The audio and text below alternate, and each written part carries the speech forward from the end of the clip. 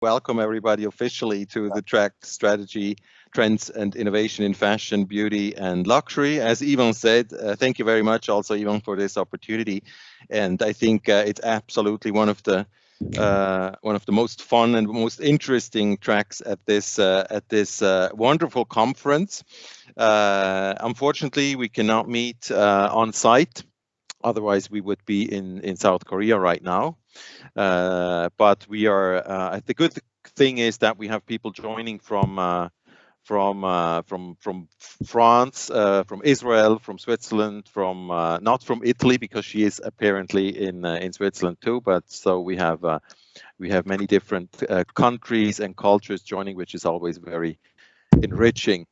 I think you have all received the program. We first had planned to let Giovanna go first, but she's having technical problems. So I would suggest that we start with Maya Gatgil and Selina Goul with the topic of a conceptual study, customer-centric luxury ecosystem, an innovative strategic approach for luxury customer experience management.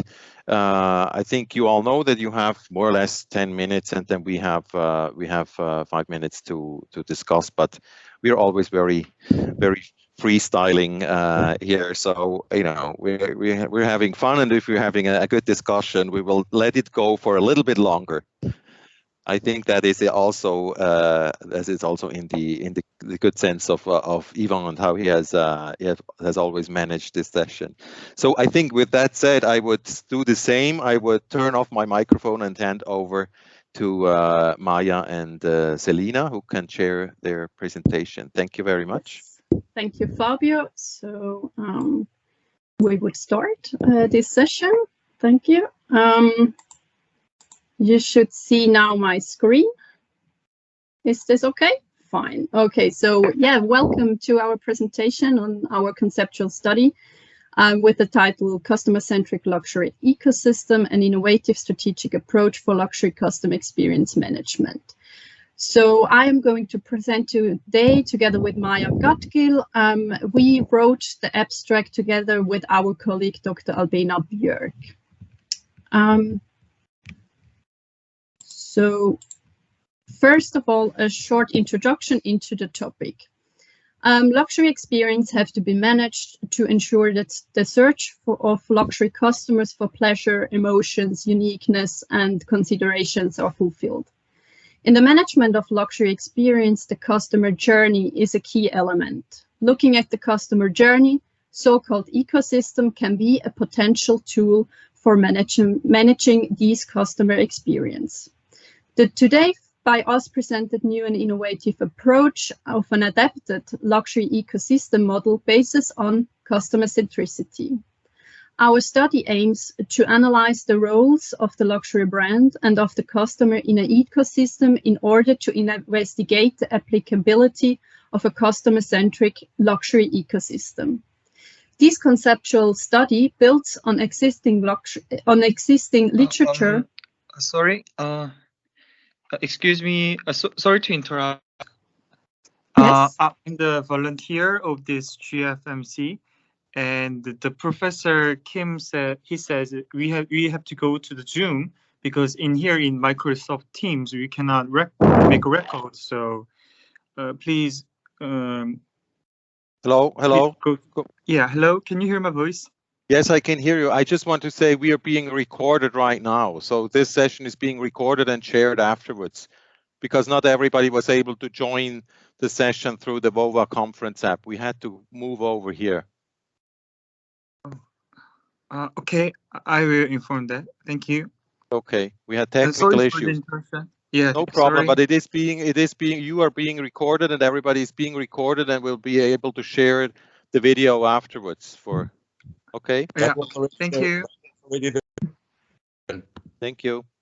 Sorry, Okay. Selina. No please, problem. No problem. So I'm taking up here that we are doing or planning also to do an empirical study. The study we have done now bases on existing literature on customer experience management, customer journey and luxury ecosystem, and preliminary insights.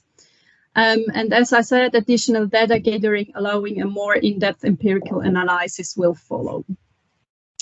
So to start, we are going to present our theoretical framework, and I start here now with customer experience management. Lehman and Verhoeven defines customer experience as a multidimensional construct focusing on customers' cognitive, emotional, behavioral, sensual, and social responses to a firm's offerings during the customer's entire purchases journey. The increase in the number and diversity of touchpoints with customers makes it very difficult for companies to manage the customer experience. Hereby, the move from just selling product to effectively managing the customer journey is a key factor for success of a company. Customer experience management can be seen as a management strategy, as a process, or as a concept to create a customer experience. Luxury customers want to live experience and want their expectations to be fulfilled. Hereby, it's important to see a luxury customer experience as a customer journey, including different purchase stages with multiple touch points. So here I'm going over to the next theoretical part. It's the customer journey, and the customer journey can be structured in 3 phases. It's the pre-purchase stage, the purchase, and the post-purchase stage. To achieve new revenue growth and scale the customer base, the pre-purchase stage is pivotal for companies. The pre-purchase stage includes all customers' activities and interactions with the brand, category, and environment before a purchase is happening. These activities include, in general, a problem recognition, information search, and the evaluation of alternatives. To search for information and alternatives, the customer uses a variety of touchpoints through different channels. Customer experience touchpoints can be, for example, partner-owned touchpoints that are cooperatively mapped out, managed and controlled by a firm and one and more partners. Talking about luxury management, one possibility could be a cooperation, a so-called luxury ecosystem, as a customer experience touchpoint in the pre-purchase phase. Here I would like to hand over to my colleague, who will present the second part of our theoretical framework. Thank you, Selina. So companies are increasingly benefiting from working with external partners, for instance, in a cooperative setting. Trends such as digital e-commerce, the rise. Everybody else mute, I'm sorry. The rise of the second-hand market or the mindset of contemporary luxury consumers force brands to build up new capabilities which often exist outside their own organizational structure. Thus, professionals and researchers alike are looking for ways for luxury companies to adapt customer experiences to the new circumstances and the faster pace of business. As mentioned, one option could be so-called ecosystems, where, together with partners from the same or a different industry, a brand shares a common vision and objective to engage with customers. There is no general definition of business ecosystems in the literature, but various scholars such as Moore, Janciti and Levian, or even most recently Odner, have studied and developed the concept of business ecosystems and examined it from different perspectives. As you can see above in the slide, all authors define an ecosystem as a dynamic structure linking companies to each other with the purpose of creating value. The relationship between the actors is interdependent, meaning that the overall health of the ecosystem relies on the prosperity of each member. The authors agree that business ecosystem can redefine or even erase traditional boundaries of industries and competition by connecting competitors and firms across industries and thus fostering a symbiotic relationship. But how to differentiate ecosystems from other business models? What are differentiating features between the existing models? And what are key elements which support or drive or even define an ecosystem? Duma and Studer have in 2020 compared the concepts of various business models, such as strategic alliance, networks and clusters, and their specifics with the concept of business ecosystems, taking various features into consideration. The authors concluded that the central actor is the main differentiating factor between the compared companies. The topic of luxury ecosystems is being discussed in the literature, but still under research. In the luxury context, the concept of a luxury ecosystem is defined, for instance, by the authors Achille et al. Or Achille Baliacchi and Louis as follows. A luxury ecosystem describes a confederation of partners assembled by a luxury brand and united over the long term by a shared vision of the future. The luxury brand acts as the gravitational center, as we said, the alias of the central actor who leads the ecosystem. It orchestrates many of the partners' actions and works to build and maintain trust among all parties. The essential requirement of a luxury ecosystem is the mutual trust between its members, which must be given at any degree of collaboration. This ensures that the luxury brand stays in control of the ecosystem. The purpose of the collaboration between the members can have various reasons: product development, distribution channels, access to markets, or customer relationships. Insights of the before-mentioned study by Duma and Studer confirm that luxury ecosystems, as defined above, do already exist, for instance, in the Swiss watch industry and in other cross-industrial settings. So taking all the mentioned elements into consideration, we conclude that luxury ecosystems could act as a touch point in the customer journey, enhancing the customer experience. The preliminary insights of our study indicates that in a luxury ecosystem, the role of the central actor might be shifted from the brand towards the customer, thus adapting, or even more precise, evolving the luxury ecosystem model defined by Achille and al. Ramsaswani indicates that managing an ecosystem means working with all stakeholders while also engaging with end customers. Customer centricity is about putting the customer's interests at the center of the company's activities. Our literature review indicates ties and relations between the concepts of customer journey, luxury ecosystem, and customer experience management, and highlights the importance of customer centricity for an effective customer experience management. Additionally, Homburg, Josic, and Kühler additionally praise customer experience management as one of the most promising marketing approaches to address the challenges of today's and tomorrow's consumer markets and highlight the applicability across a variety of industry settings. So based on the research gap regarding how firms manage and control the customer's journey, the possible requirement of new and flexible organizational models, and the according willingness to introduce them to more effectively manage the customer experience is supported by Lemon and Verhoeven. Thus, the today by us presented new and innovative approach of an adapted luxury ecosystem organizational model, representing a highly valuable touchpoint in the pre-purchase phase of the customer journey, basis on customer centricity, and could support the management of a customer experience effectively. So, going into our methodology, our study aims to further analyze the roles of the luxury brand and the customer in an ecosystem in order to investigate the applicability of this customer-centric luxury ecosystem and as an innovative strategic approach for customer experience management. For our conceptual study here, we based on a literature review, as I already said. In addition, we conducted initial interviews in the sense of a pre-study with representatives of luxury ecosystem, luxury brands, and academic scholars. The results of the literature review and the pre-study leads to our here presented preliminary insights. A customer-centric luxury ecosystem, which have to be verified in the next steps in our empirical study. In our empirical study, we want to conduct semi-structured interviews and a survey.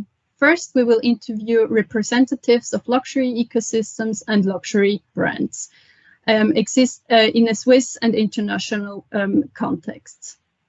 And we will do these interviews regarding the question of organizing an ecosystem, the applicability, the targets, and the implementation. The aim is to further analyze the key elements of a luxury ecosystem and discuss potential benefits as well as the validity of a customer-centric concept. Secondly, a survey with luxury customers should elicit the needs for this ecosystem. With regards to our conceptual study, we see three areas of future research, which also point to our limitations of this study. First, we have seen that there are possible interrelations with other concepts, for example, co-creation, which is an innovative method to integrate customers' perspective into the process of creating a new product. Additionally, integrating customers' perspective will enhance the validity of our analysis. And thirdly, we need more data to verify our preliminary results and our evolved organizational luxury ecosystem model, which bases on customer centricity. So thank you for your attention, and yeah, please ask your questions. Thank you very much, Maya and Selina. We're a little bit over time, but we also had an interruption, so I think that's no problem. Thank you very much for this topic. Also building on something that I have, or actually a student of mine had presented last year.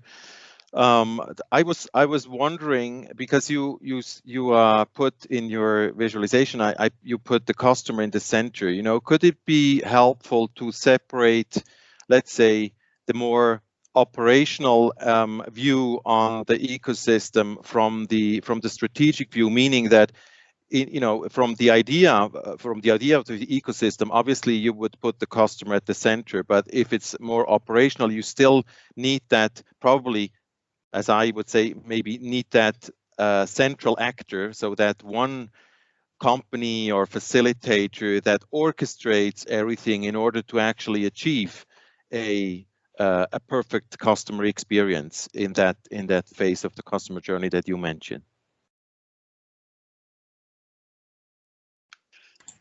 I think it is rather about having the brands or other partners around it, and then ensuring that they all have the same vision regarding the customer experience towards this customer, so that they have a setup, they have a collaboration, and they have the same goal. So that was basically the reason, because so far in an ecosystem, the brand was in the middle.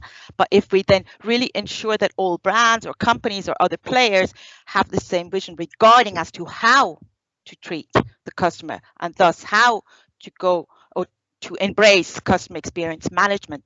As we said, it is just a new idea. We have some insights. We had some interviews already with people who are working in so-called luxury ecosystems, representing different players. It has to be verified.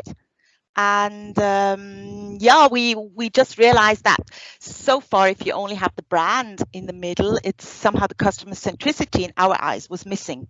That's why we saw this as a gap. Mm-hmm, mm-hmm. It's probably, I guess it's pointing to another issue, you know, that you have luxury brands that are still focusing on creating their little world, which you know, and they have to kind of open that up a little bit in order to be fit for the future and also for the requests of the new luxury customers. See that Ivan wants to join the discussion, please. Oh no, it's just not for you because of your reaction. Much more for Selina and Maya. I love it because, sorry, I should not be teaching in a business school, and definitely not in that kind of academic field. I'm an engineer. And for the first time in my life, you've been opening a new field, the B2B partners, when we are outsourcing, when we are buying spare parts. If it is technical, Giovanna will be talking about it, or Florent will be talking about it. If it is fully technical, then for sure, the partners are part of that ecosystem. They are more than helpful. They are leveraging it. But when we are focusing on brands, which are only branding, And to me, there it will be becoming kind of a rude word. Branding means you're becoming selfish. And that's Fabio's reaction. If you're not branding and if you're definitely looking for the best true experience on the consumer side, then it's much more an hospitality-driven model which needs to stick to this. And definitely not Cutler's branding, Joachim Staller model. So the more you will be playing, interviewing, outsourcing companies, subcontracting companies, and not only talking about communication itself, the best you will be. If you think about perfume, there's no real word. Branding doesn't exist. It's only a matter of printing, advertising, a nice picture, a lousy perfume, and then it's sold. But if you're dealing with high-end, top-leading perfumes, everything relies on B2B activities. You think about Frédéric Malle, you think about limited editions for Guerlain or whoever, you're sure this will be a B2B model, which will be defining or redefining, let's say, the average customer value. I absolutely agree. Even I think, and it's a very it's a very important aspect that is not often enough mentioned in the academic context, but much more relevant in the professional context. May I add another thing that will be fully misogynic for males? Let's say we are used to dealing with who has been making the engine for such a car, for such a plane, for such a watch. For the toys for men, B2B is somewhere part of the customer value. Now it's also a way to be making it much more female-driven way of thinking, if you get it. Now women are buying watches because they know what's inside. And this is really a shift within the way to be selling. And when I'm talking about selling, with the full touch points to be redefined on the way. Absolutely. This is what I meant, because it's really, the luxury brand and how it works together with others and with the customers that the whole concept needs to be changed. And I think this is what you are pointing towards with your contribution, Maya and Selina. Now, are there other comments or questions? Otherwise, we would then close. I've got one. Selina, Maya, if you need someone for the perfume B2B approach of your model, then I will be the one. Thank you very much. Thank you very much. And thank you also for the supportive words, because this is really quite a new approach. And if we have such highly renowned professors supporting this, this really helps us a lot. So thank you also in the name of our colleague, Dr. Albena Björk, who has joined as well. Thank you very much. And one thing you should do is also erasing the reference talking about Mr. Duma, because I never heard about that one. I realized. Totally unknown. Totally unnecessary. Just to shave first. Thank you. Yeah, I have to shave her. Yeah. Okay. Thank you. Thank you so much again, Selina and Maya, for this for your contribution. And now my question would be for the next one. Is Giovanna still in a rush time-wise? And would the aisle be okay? Then we would. She's already there, smiling and sweating. Yes, I'm here. Okay, because then we would have Giovanna presenting and then continue with the aisle afterwards, if that is okay. Okay, perfect. Welcome. So I'm going to share my screen. Thank you very much. Okay.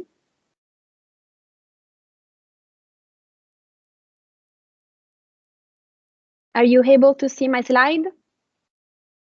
Yes. Thank you. Okay, perfect. So hello, everyone. Thank you very much for having me today. Today, I'm going to talk about reinventing Swiss luxury watchmaking retail in the COVID era. So the impact of consumer-facing technologies on online-offline customer experience.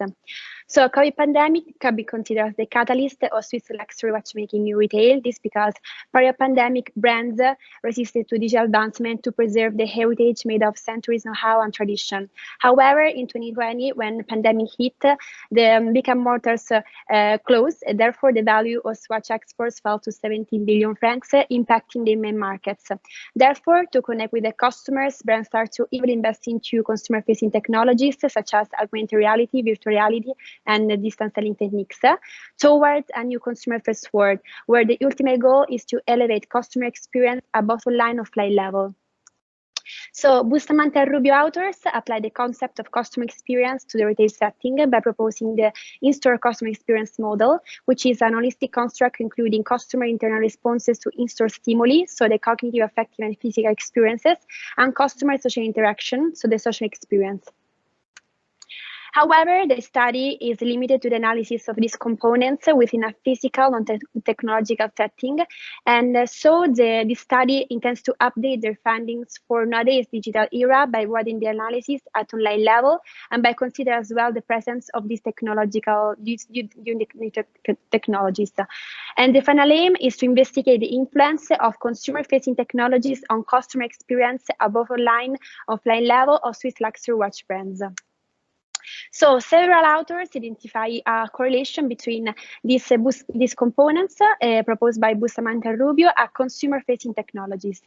For instance, as concerned the cognitive affective experiences, in light of Beckles et al. And Im et al. And Kang et al. Studies who talk about interactivity and vividness, so two of the most important characteristics of consumer technologies, it has been feasible to develop the hypothesis 1A, hypothesis 1B, so according to which consumer-facing technologies positively influence the cognitive experience in online offline setting, and the hypothesis 2A and 2B, according to which consumer-facing technologies positively influence the affective experience in online offline setting. As concerning social experience, many authors stress the relevance of consumer-facing technologies in improving customer interaction at both online and offline level. So ultimately, it has been feasible to develop the hypotheses 3A and 3B. So according to which consumer-facing technologies positively influence the social experience in online and offline setting of these sectors. To test these 6 hypotheses, an online survey has been carried out and distributed through WhatsApp and Instagram and shared on the Italian Leading Watches Forum. It was composed by it entailed a scenario randomization, which means each respondent was exposed to one of 4 scenarios. 2 scenarios describing the traditional physical store and e-commerce, so devoid of any technological presence. Other 2 scenarios define innovative scenarios, so the innovative physical e-commerce store, so enriched by the presence of these consumer-facing technologies.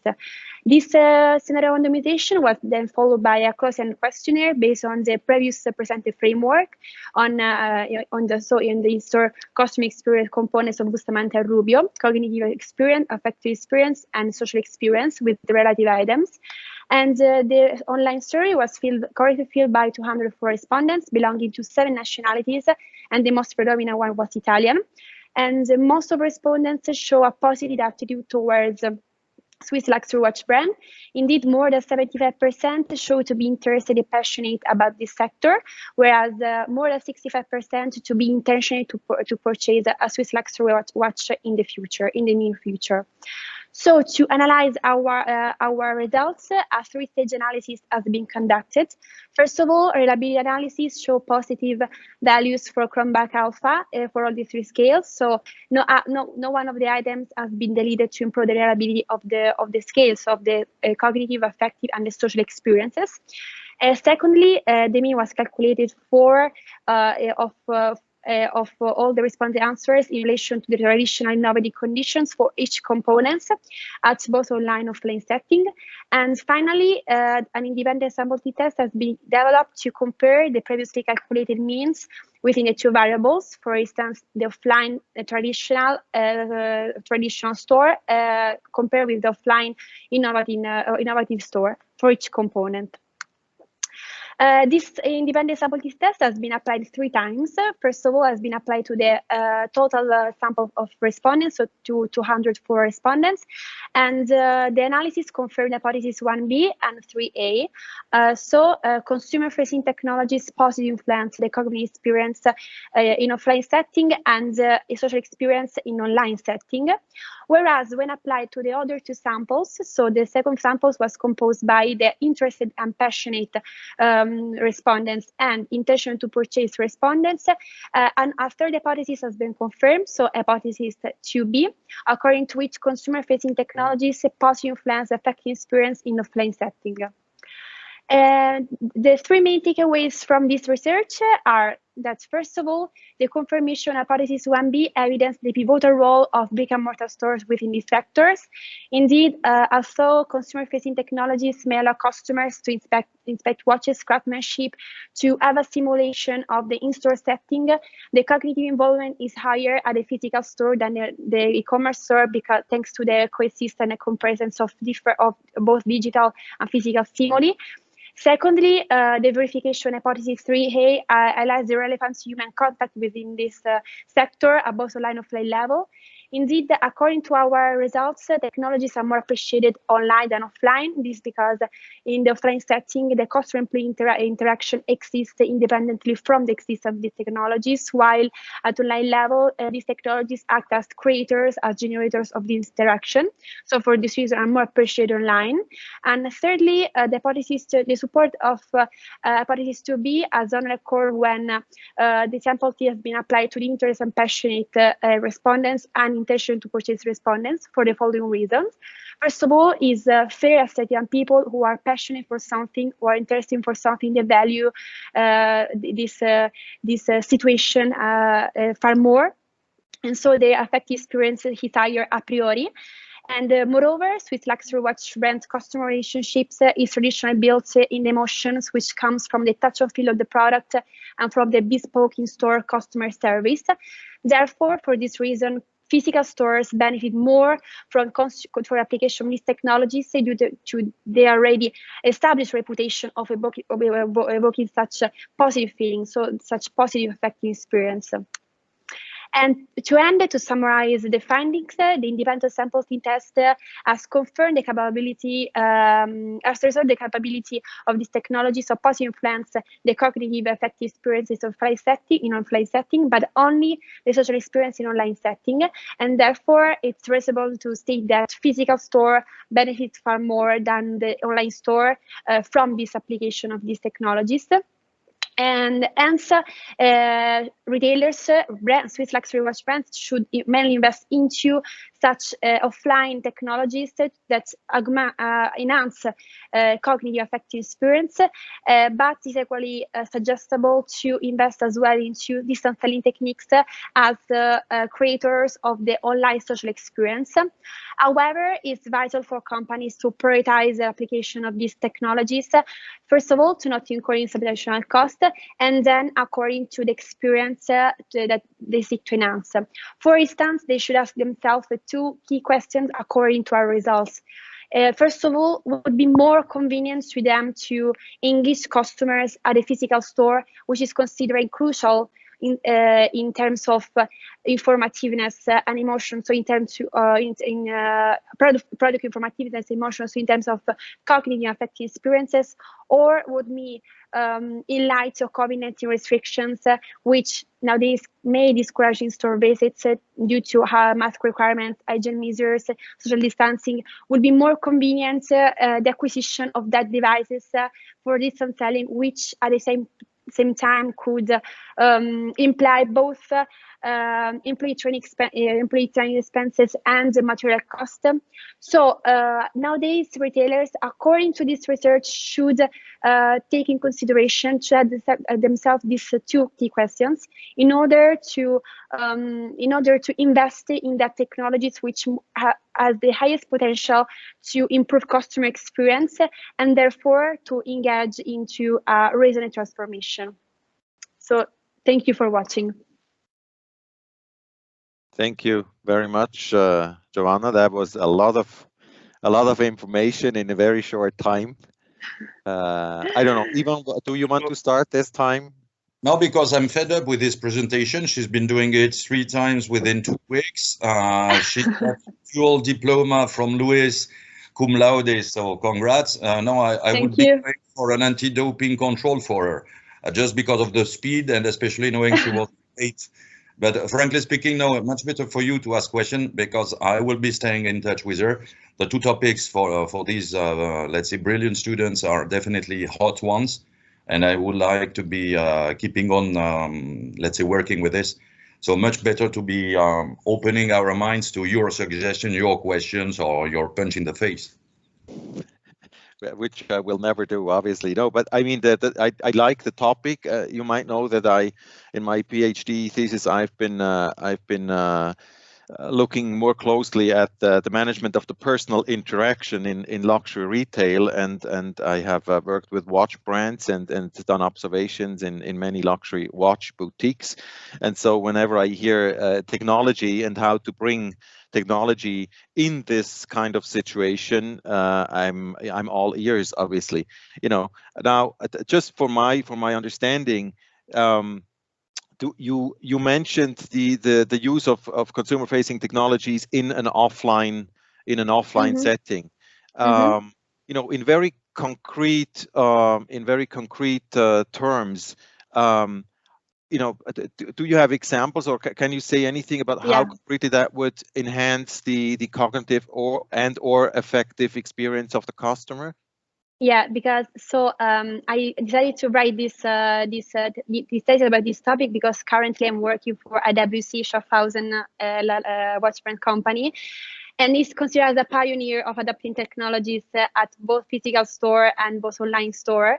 And the offline store, for instance, they use augmented reality to engage customers in level not for product informativeness, but for instance, for engage customers for transmit. For projecting, for instance, images on the wall in the store, or they have, for instance, augmented reality book where people can go through the book and then understand the history of IWC Schaffhausen since the very first since the foundation until now. And for the virtual reality, they have they can have this gaming experience. They can jump in the cockpit of their Mercedes IWC, which has been driven from one of the most important Mercedes driver, which is one of the ambassadors for this company.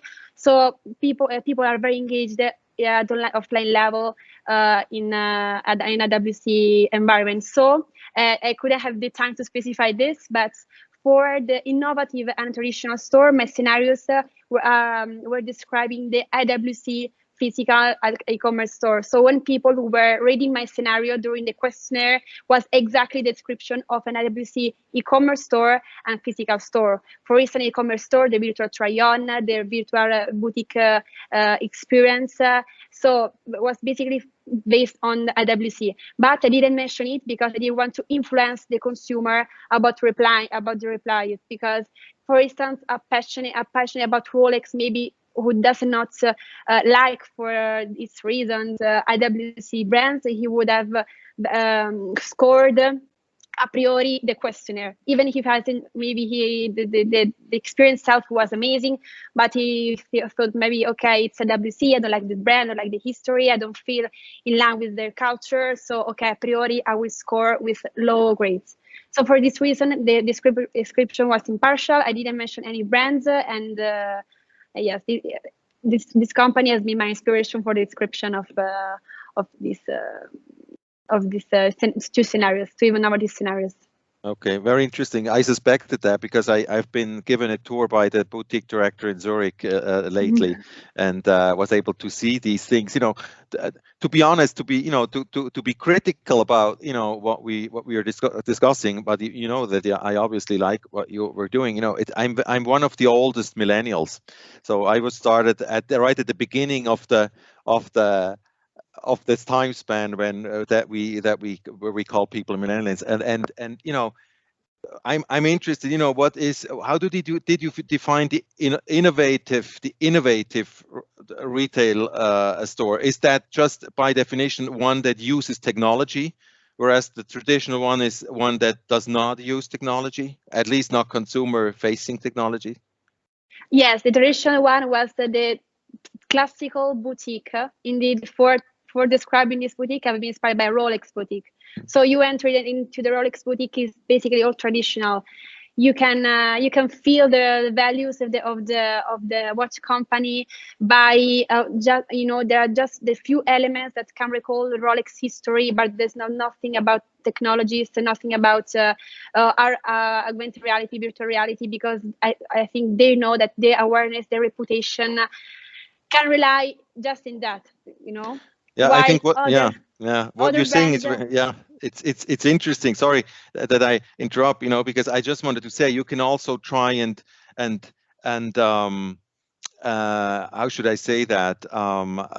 Make people think about other things than your watches. But if they are so attracted by your watches, you might not even need the technology. But if you need more to fascinate them, you start doing, all sorts of virtual reality stuff at the bar, serve them gin till they get drunk, and then you come and say, what about buying that minute repeater or something like that? So very, very over.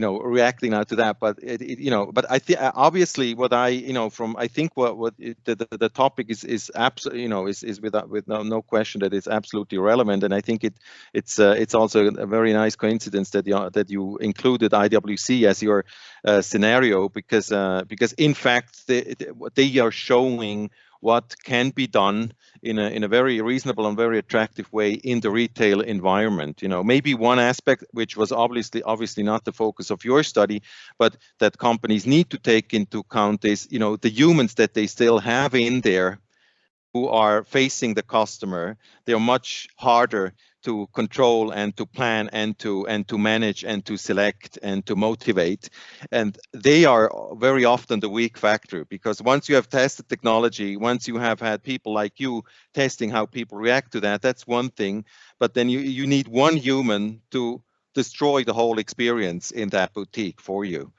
And so I think this is also something where people should focus their research on, because with the technology is one thing, the remaining humans in there, they can do much harm.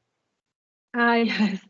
I mean, human can, in that boutique, they can act as, teachers of how we use the technology. So like, for instance, okay, this is the wall.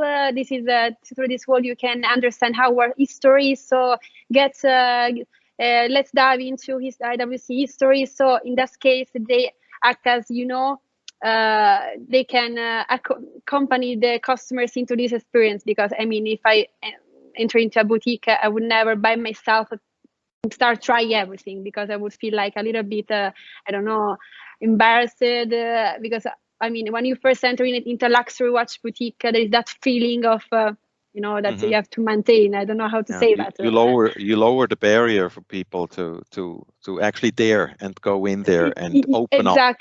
Exactly. Yes. Very good. The results for the anti-doping control, Giovanna is positive, Fabio is also positive, sorry. And sorry to be pulling your leg, Giovanna. Human beings act as teachers, but some teachers are definitely killing the customer value and perception. I know one at Schema who has been killing many sessions. So. Yeah, it's the human factor, I think, is one of the most difficult to control. And I think, but I think technology, as you just showed, in a very sophisticated and in a very detailed way, it can help a lot. Then the other question is always whether the human beings who are interacting with technology and with the consumer, whether they add a value to this, whether they also add in a positive way to the whole experience. I think that's then the other part that someone would need to address and add to what you have been doing, because I think can you hear me? Yeah, please. Yeah, it's the first time I'm using Teams, by the way. You're doing great. I can't hear you, Fabio. You can't hear me? We can hear you. And others can hear me, I hope. I can't hear you. You hear me, but I can't hear you, which is a problem. Anyhow, I think the factor of the human being in the process is going to be extremely important in the coming years, because the more the technology we will have, the less of empathy we're going to see. And I think this is something that we need really to look at, how we put this added value of empathy into any process that we are doing. Just a thought. Since you're not hearing me. It's not just a thought. I still can't hear you. Even when I'm talking myself? Can't hear. When I'm talking, you can't hear me. Okay, now. Okay, so no, I was just willing to add what to Yael's reaction. One question I've been raising during some of the last sessions with both of the presenters right now. Too much technology, even once again being an engineer, is somewhere killing the luxury perception. So we don't need too much to be emphasizing what kind of alloys or laser sintering or processes we are using. That's definitely at the core. This is essential when we are to be talking about sustainability or some of the facets of the typical branding image. But from a luxury perception, not everyone, that is also sticking to Yael's reaction, not everyone is willing to hear the real story. We need to be talking with the words people are ready to listen to. They don't want to be having a full technologically driven way of thinking about the products, both the products and the brands. When she's talking about the empty box, this is exactly what I mean. Everybody's got dreams, and we don't have to play with words. We are to be having this kind of empathy, allowing consumers to be definitely defining their dreams, waiting for this, which is risky, forgetting somewhere the fast return on invest and the sales traditional pushing model in order to be having the very long-term approach of the customer lifetime value. Sorry, it's not something which is instantly driven by technology.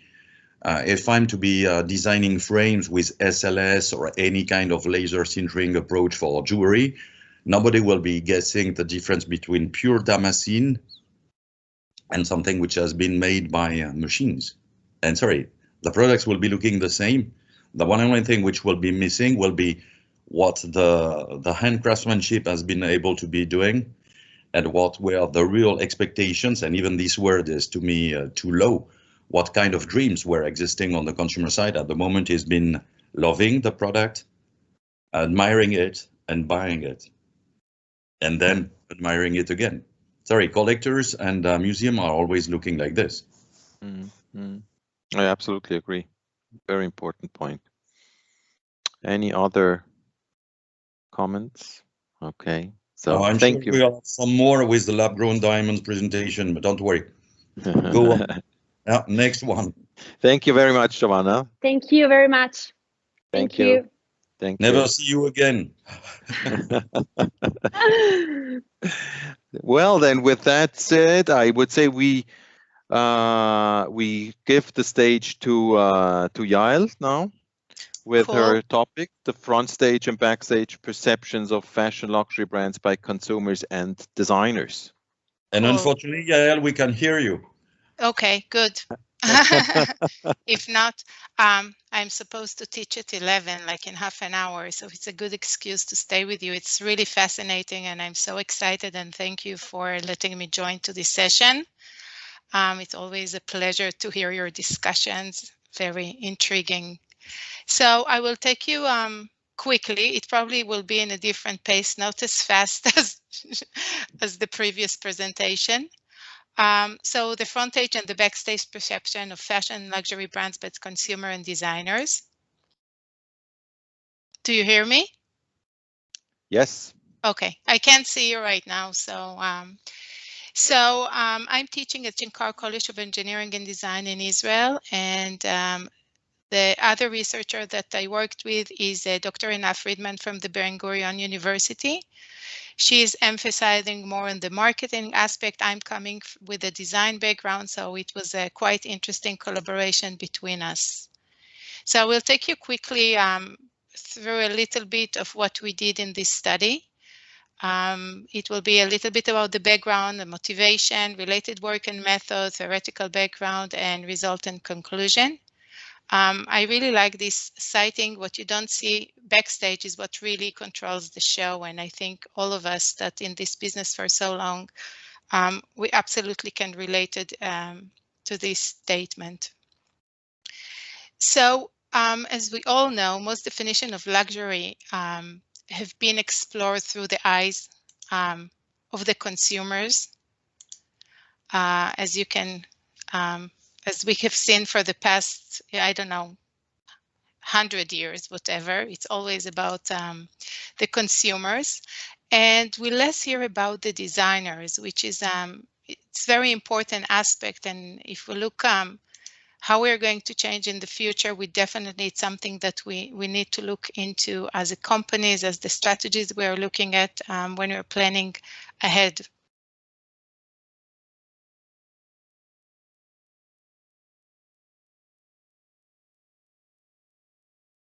Now, is it only me, or has Yael disappeared? Oh, here you are again. Okay, please go on. Oops. Something. There is a problem every Friday that everyone is online, so I'm really apologize. And how fashion designer perceive the luxury of premium brands they design for compared to consumer perception. So what we did, we really looked into those 2 points of views, and I will show you how I will build this study. So we looked into 3 areas. We look at the category classification. How do consumers classify luxury compared to how designers are classified luxury? What are the brand characteristics that they're including and which one they're focusing on? And the satisfaction gained from the brand, which was quite surprising because at the beginning we thought, oh, the designer would love the brand that they're designing for. They will not have any doubts in what they're doing. And we came out with some interesting results. Another thing is we're in an area, and this maybe will link to what I said before, it's about transparency. Like the backstage process needs to be visible to the consumers. And if we're looking at consumers' value or consumer-centric, when we're looking to design around it, everything needs to be visible. And like from the supply chain to the end product, it's extremely important. And the input of a designer in it, it's very important to understand. So what we did 2 studies, one qualitative and one quantitative. The first study we actually we sent the questionnaire to 122 international participants to really understand how they value luxury and the differences between their points of view. And the second one, we interview 16 international and premium fashion designers from really leading brands, which in the final paper, we're going to list all the brands that took part of it without really saying specifically the name of the designer, because they didn't, some of the things that came out are very, very problematic, probably to the brand itself. So we had to protect them from that. So basically what we did, we started with the consumer perspective on study 1, and which was the first one, and then the designer perspective on the study 2.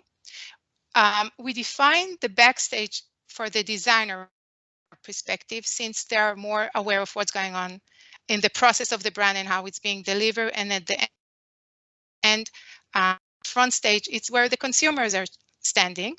We had 3 hypotheses, and I will go with each one and show you what we were asking and the results.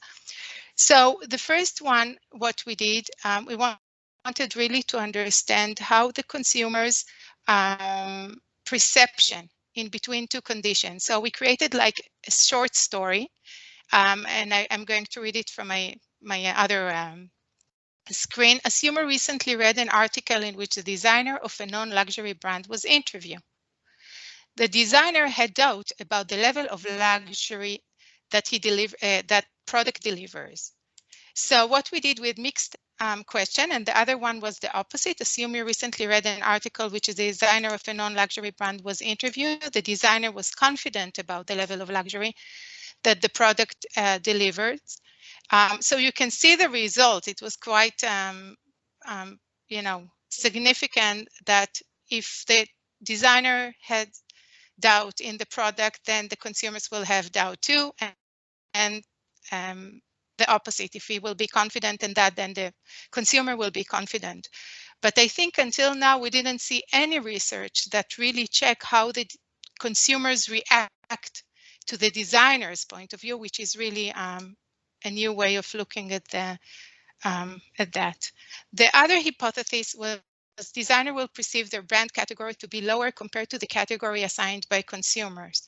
So I will show you in a minute what we found out. But what we did, we really asked if they think what type of product they are designing, luxury, non-luxury, or premium. And it was very interesting that they replied. And when we looked at their answer at the recording, they pause every time they want to say something. They say, wait, I'm not sure. Wait, there are. So we had like more than 50% who had and were not so sure that it's luxury. By the way, it's important to say I'm only talking about personal goods, okay, fashion. The third hypothesis, it was really to check how they prioritize the luxury characteristics. So designer will prioritize the attributes of brand heritage and rarity, while consumer prioritize the utilities of price and emotional experience.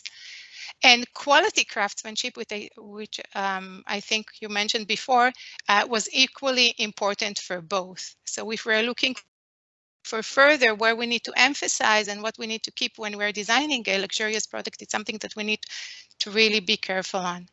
So the results were that when designers were asked whether the product they designed were luxury, premium, or non-luxury, their answers display some degree of uncertainty. So they did not answer right away. So usually when we are having an interview and we are having a content analysis, we're not really looking at the face or at the way they are answering the question, which was very interesting to go over not only the words that were coming out, the way they behaved. There was no difference in experience between those who posed and those who didn't. So I can tell you that most of them had between 7 to 20 years of experience. Only 25% of the designer classified the brand category as detailed on the brand website, with most of them claiming that their products were level lower than mentioned on the site. So that's how we did it. We took a designer code, the product type, and how they classified it. And I've replaced that they posed, we did like an X and a V where it was less. The other results, it was really to compare how the consumers classified it, compare how the designer classified the same product, which was also very interesting. And here we checked 5 characteristics that we based it on preliminary study, which one we want to focus on, because as you know, luxury definition are really, there are plenty. And here we decided to focus on heritage, price, rarity, quality, craftsmanship, and emotion. And heritage and rarity were more silent for the designer, while price and emotional experience were silent for the consumers. And what we are came out, and it's a very extensive study. It's a very short time that I'm presenting it, and show the designer experienced doubt about the brand they designed for, and they could lower consumers' value of the brand, which is very important to align with the management. The thoughts of even if you're coming to work and think less of what the product should be, it can be translated, which is not so good. Most of literature has referred to the consumer view of luxury brands and has not considered the design point of view. I am aware that there is one more presentation, I think tomorrow, about the designer's point of view, which of course I'm going to attend. What we also found that luxury is subjective when comparing the front and backstage views. Although we know there is a subjective and objective on these terms, specifically we could show it in our study because the way we build it. The research provided insight into designer contradictory perceptions compared to those of consumers. The designer's backstage view is critical and more negative compared to the consumer front stage view of luxury. This was my quickly 10 minutes about our research. Okay, now what should I do? How do I stop the share screen? You have to help me out. It's not Zoom. I think. Okay. Sorry. Did you do you see the little arrow where you can? Yeah, I'm okay. Okay, fine. good. Yeah, here we go. Perfect. Done. Perfect. You did Technology. great. No, You I did know. great. I'm very comfortable with Zoom. We're not using Teams at all in Israel. It's like kind of popular to use Zoom everywhere. So yeah, no, but you did great. So thank you very much for your contribution, also for being on time. I think a very interesting aspect, you know, that you did research on. I was interested in, you know, from a very practical perspective, you know, how might the designer's attitude towards the brand or the luxuriousness of the brand, in which way might that influence the perception of the consumer? You know, actually how do not. they get to know about It's what the designer thinks? actually they don't. They don't have to unless the designer left the firm and then he will talk badly about the product. But I think it's interesting to understand the designer's point of view, because it somehow shows the process that we're doing. So if, for example, the visibility, if I don't feel comfortable design something and we will require it more and more to be visible to the consumer, that will be a problem. Yeah, you know, I like the point of view because, you know, I mean, a very similar thing is happening, not necessarily with the designer, but with the craft people. So to the outside, the luxury brand portrays its luxuriousness and how great they are and how innovative and how much handwork goes into that. And then we have handworkers who are leaving their jobs because they say this is not at all what I can stand behind. You know, there is this growing distance between what is being sold as being the greatest of luxury and of craftsmanship and design, and what people actually experience who are working with their minds and hands on these products. I think this is the aspect that I found most intriguing about what you are doing, and also the fact that you try to look at designers' reactions to your questions, you know, like that feeling of hesitancy. What was interesting that we interviewed the designers and some of them decided to leave after the luxury segment and just to go and have mass production, because they say they are more creative there if they need to really look. But it was quite interesting to look at that. I think their criticism is the way that designers are being, you know, getting the practice and the education, because while you're studying design, you all the time criticize about your work. So I don't think it's really to do, maybe they have a great system of luxury behind it. Maybe the backstage is clearly and everything is being done perfectly, but I think it's something to do with their personality and the way they are trained, which is a further study that I would love to do, because when we start thinking, how come they criticize it? Okay, if it's really nicely done, let's say perfect, still, like, and I can tell you it was like really top companies that and brands that I was quite surprised. But there is a gap, and I think the gap is becoming larger the more the technology and the Instagram is promoting the beautiful side of everything that we're doing. We're looking on any digital platform, every time our life is perfect. We always, you know, shining and no one else. And I think it's the same here. Yeah, Ivan, what do you wanted to add something? I'm afraid from No. No, yeah. I know still from 2016, but you're challenging me. No, That's it's not point. not only, you know, I definitely love what you do, but the way you've been presenting it, and I will be making it as if I were completely guilty when talking about designers. Let's say 20, 30 years ago, perfumers were having white cards. So they could be dealing with all kinds of creative skill they had, and they were making the best perfume they could. Now, sorry, it's driven by the bottom line. I want it like this, the brief, the marketing.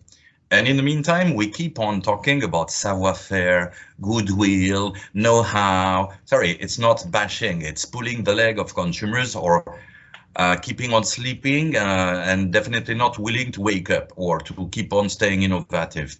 So the more the luxury is luxury, the most long-term oriented it is, the least chances for a designer to be getting his creativity strengthened. If you're running for mass market, where the competition is so fierce, for sure you need to take risks. You need to be looking different, at least, even if you forget comfortability. So this is definitely what you've been making me feeling, understanding. And definitely, if you want me to be helping you to go further with this, with some designers I know who are coming, even Shubham is knowing some from India, from Africa, because creativity has always been existing there. Even when dealing with crazy fibers, we don't even know the existence. So these ones have been keeping on running. So these ones have been staying innovative, and designers there are having a full freedom of choice and let's say even of speech. While designers in the luxury world are having a mandatory confidentiality agreement. They need to stick to the ancient history and to repeat the same old song for the same old consumers. So to me, design in the luxury world is much more a matter of fast design, protecting your skills and talking about secrets which are not existing anymore. I agree. And I think, Duma, you wrote a lot about, and I think part of the discussion that we have been doing it for the past few years was about the secrets luxury brands, which are like coming, the small boutique ones, the new one, the innovative one. And I think this will be probably the answer. And as we seeing all the conglomerates of how do you call tagidim? I'm saying it in Hebrew, like the big companies that are exploding and people don't want to listen anymore. And we're trying to, sorry?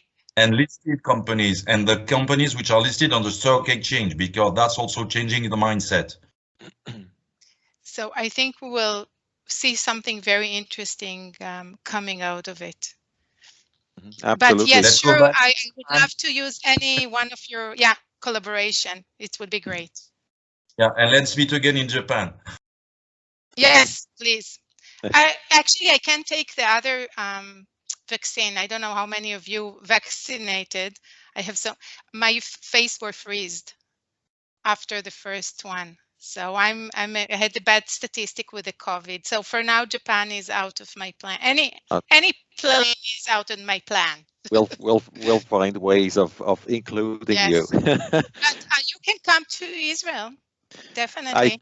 I know, standing invitation, and still we didn't make it, but it will happen in the future. Thank you so much, Yael, for your contribution, which I greatly enjoyed. And I think you're absolutely right with your reference to the smaller, newer, more innovative brands that don't have this burden of history and heritage and the old definitions of luxury. And we will talk about connoisseurship, consumption, and market evolution a little bit later with Matthias Piet, who has done research on that. So I think that is kind of also linking to this discussion, but from another perspective.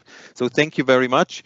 Looking at the time, I think we need to move on, and I think Florent and Shubham would be the ones to share their research now. Yes, thank you very much. I'm sharing my screen now. Hello again. Hello. So it should be okay. Yes. All right. So thank you, everyone. My colleague Shubham and I are pleased today to present you our topic, which is sustainability into the luxury gemstone industry. More particularly, the chapters about lab-grown diamond and innovation. So here is the roadmap of this presentation with all the different topics we will bring. So basically talking about the lab-grown diamond. So it is a gemstone that has been created with advanced technologies. Lab-grown diamond is often associated with high purity, high quality, and low-cost gemstones. Its definition is often misinterpreted because there is a lack of awareness and dispute about its authenticity, whether it's real or fake.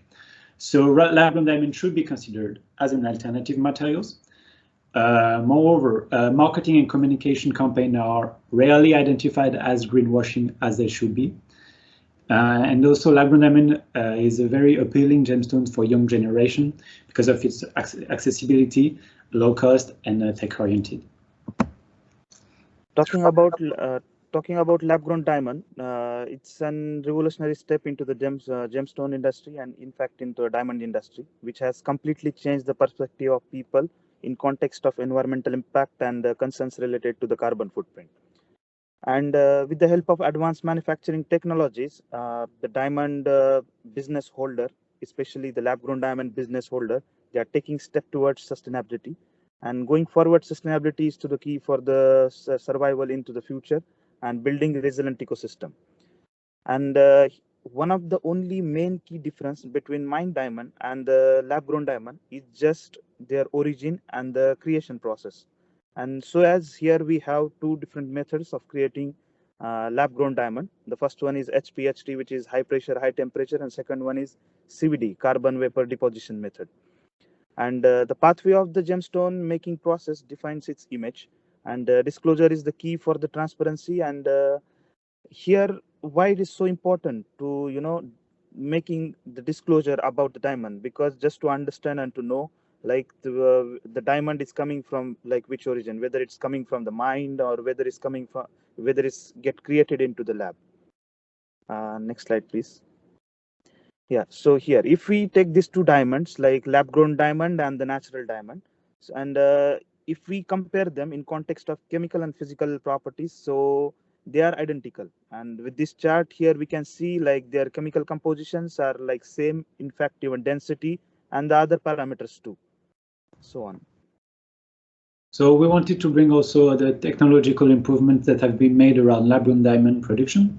So basically the first lab-grown diamond produced was built in 1950, but it was in the 90s that a Russian company called New Diamond Tech were able to provide an affordable and less expensive methods of HPHT. Then it was followed by the giant American De Beers and General Electric that was able to produce the first colored lab-grown diamonds, which we'll go in deeper right after. And also then the years after and technology improved, and so also came along with new recipe, less expensive, more accessible, and also to improve the quality of the production, such as Gemesis Apollo from US. You have also Diamond Concept in France or Lightbox from De Beers. So nowadays it is possible to produce one of the best quality of diamonds with the Clarity D. Knowing the fact that clarity is ranging from D to Z, so D being the best quality, with VVS or VS inclusions. So this type of quality is really rare into the mined diamond. A mined diamond with this type of clarity is about something 2% of the world market, rather than in laboratory grown diamond. We can have this kind of clarity and high quality. It's more accessible and reachable.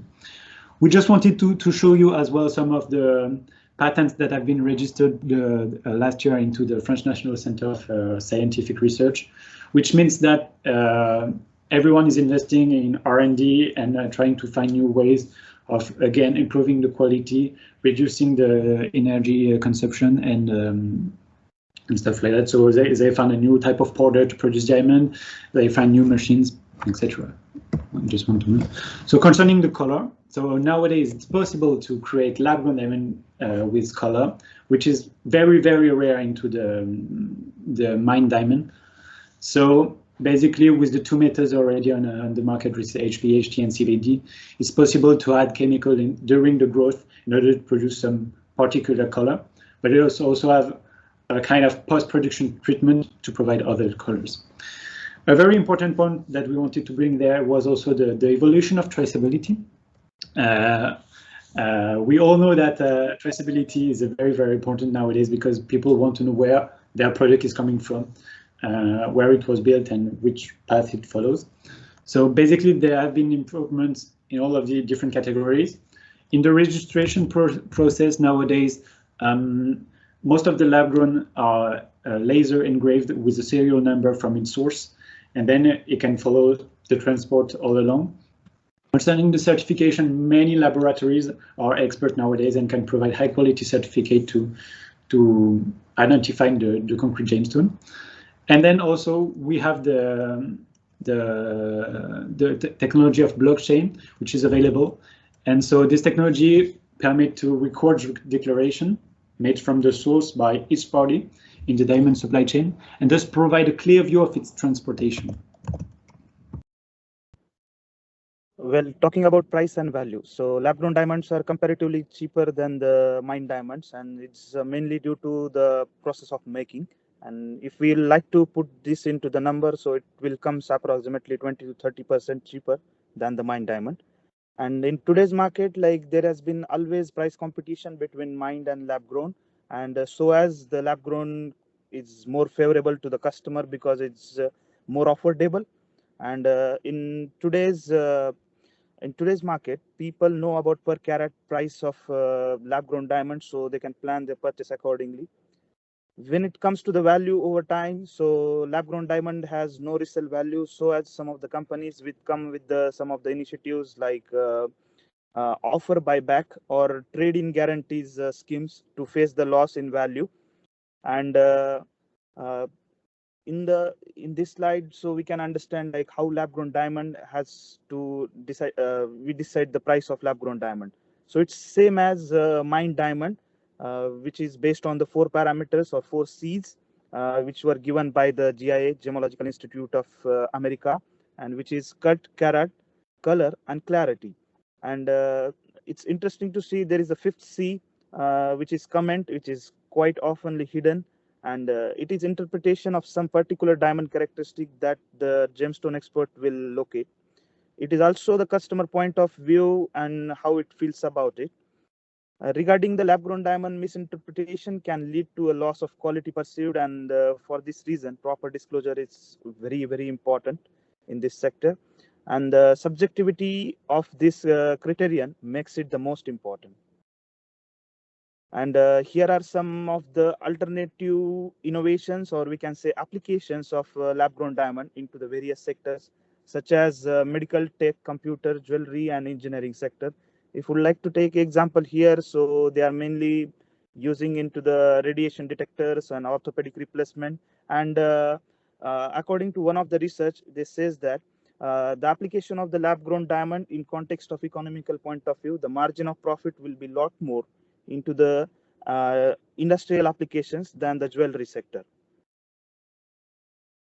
Concerning the carbon footprints, so taking the data from the most influential council, which is the NDC, Natural Diamond Council, they determined that according to their study, to produce 1 carat of lab-grown diamond, it will create 511 kilograms of carbon emissions, rather than for a mined diamond, just 160 kilograms. So as we may see, the calculation of the carbon footprint is very subjective and depends on the perspective that the author wants to promote. So indeed, on the paper, mined diamonds are producing far less carbon emissions, but they are endangering the nature with open pit hole, for example, the use of other chemicals to separate the rough, alarming conducts also for human beings, so it remains questionable.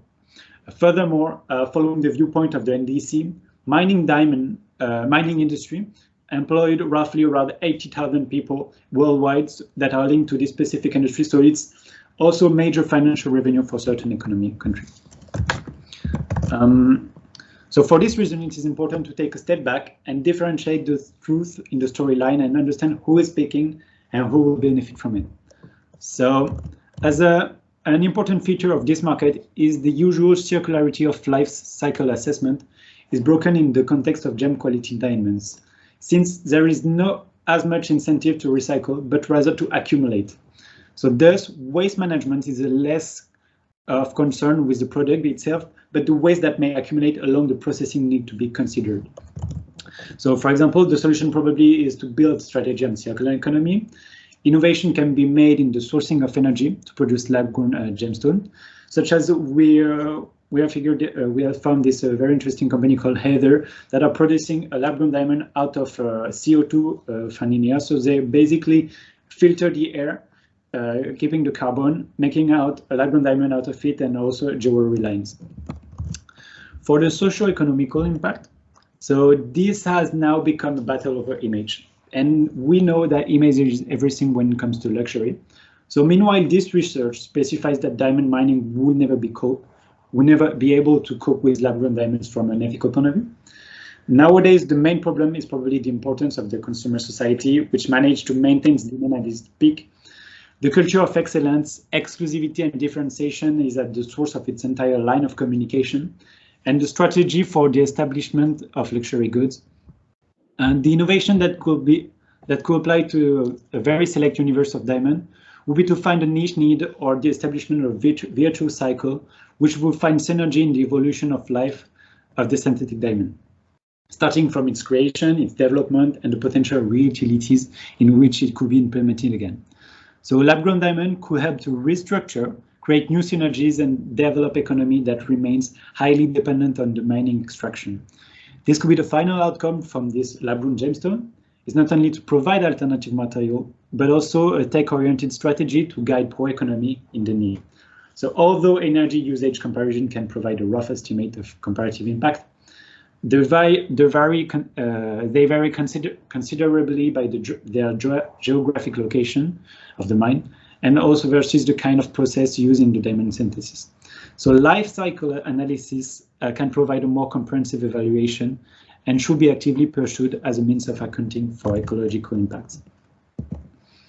And here are some advices before buying lab-grown diamond. Like probably one should look for the more sustainable company, and moreover use the company who is using full renewable energies. And one other could be go for the brand, like in order to verify the certification, like the certification, for example, sustainable diamond, which offered by SCS Global Services, and so on. And thank you so much for your attention, and we are now open for the questions. Thank you. Thank you both very much. So another highly interesting and fascinating topic. I greatly enjoyed your presentation.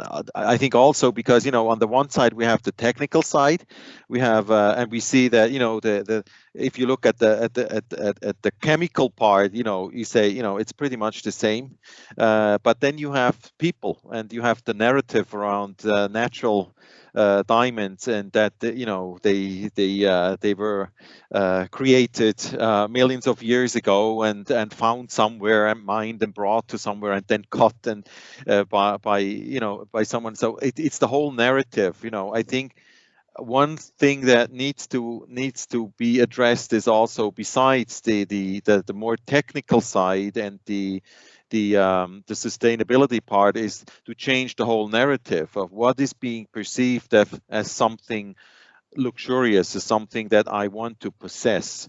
Because I was just, while you were speaking, I was contemplating the moment when I bought the engagement ring for my then girlfriend, which obviously contained a diamond. And only after the purchase, I started thinking, what have I done? Because the jeweler said, well, this is my dearest piece. I bought it 25 years ago and I kept it. But now I let it go. And I thought, well, but 25 years ago, you know, is that now a blood diamond? Where does that diamond come from? You know, what did I do?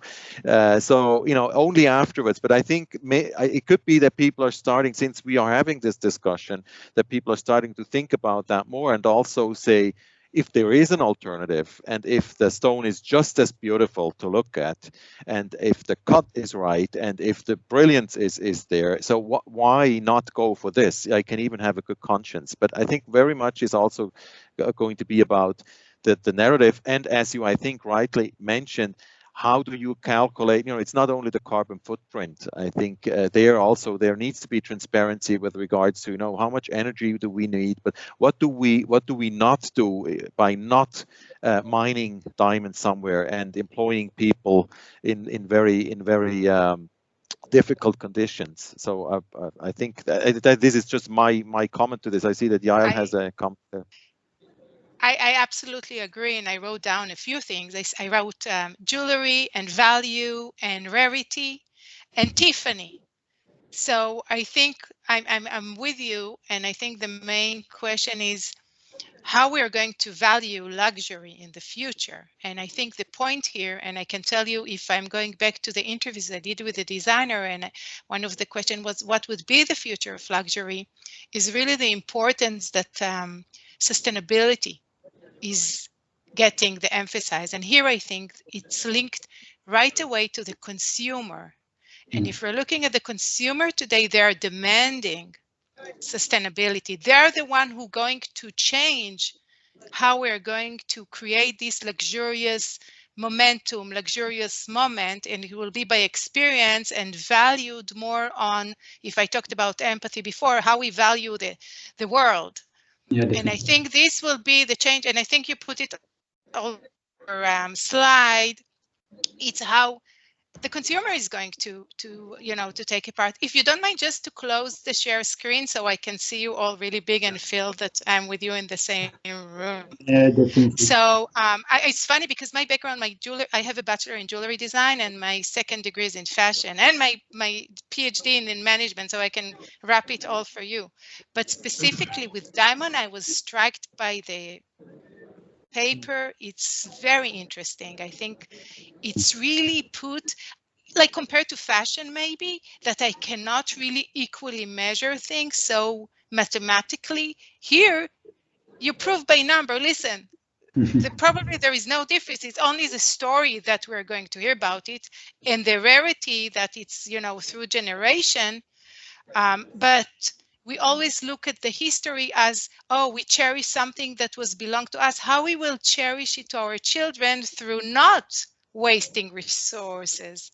And this is the narrative, Duma. I'm just elaborating at whatever you mentioned before, because it's really an exciting topic, and just hearing, just amazing, everyone is amazing, but this is really interesting because it's not something that I'm used to hear.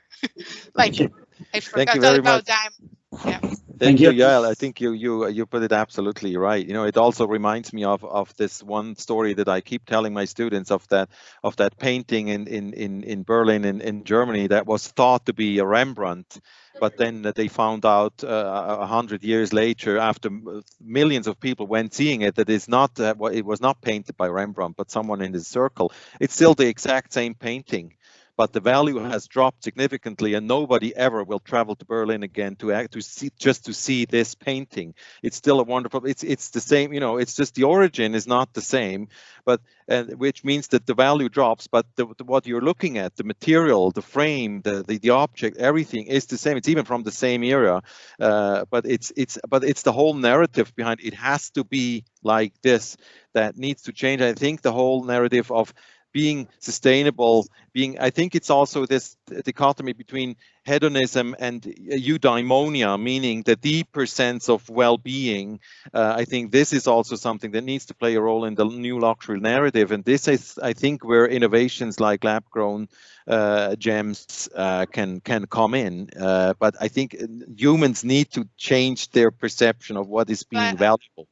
Definitely. But I want probably to ask Ivan something, because I really would be interested in his point of view. When you flip the coin, okay, and we're talking about counterfeit. So on one way, we can really talk about the future. But if I can look at those diamonds that growing into the lab as a counterfeit of the real thing. So how can I, Ivan, challenge me, answer me? I don't know. It's a pity you've been taking the opportunity. I've been having no connection for a while in order to be punching my face as back. No, for me, it's not a fake thing. Big issue is diamonds will be, let's say, disappearing from Earth in 2050. If you are taking into account the fertility rate and the growth or the expansion of the population in the world, will everyone be forgetting diamonds? Or will it be becoming a crazy fight in order to be finding even the lousiest ever, the way we used to be buying them before the X-ray analysis and so on? Sorry, most of the diamonds which are sold by Cartier in 1880 or 1900 were scrap in terms of quality.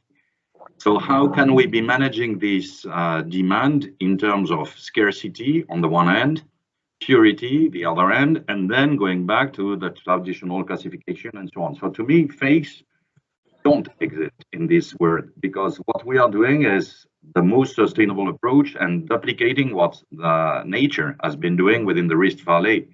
If you see Florent dawdling his head, is looking as if you were in the Rift Valley in Tanzania, but it's not. Sorry, these kind of diamonds will be anything but fakes. And now they have not been mentioning it, but we know a company whose name is Hope.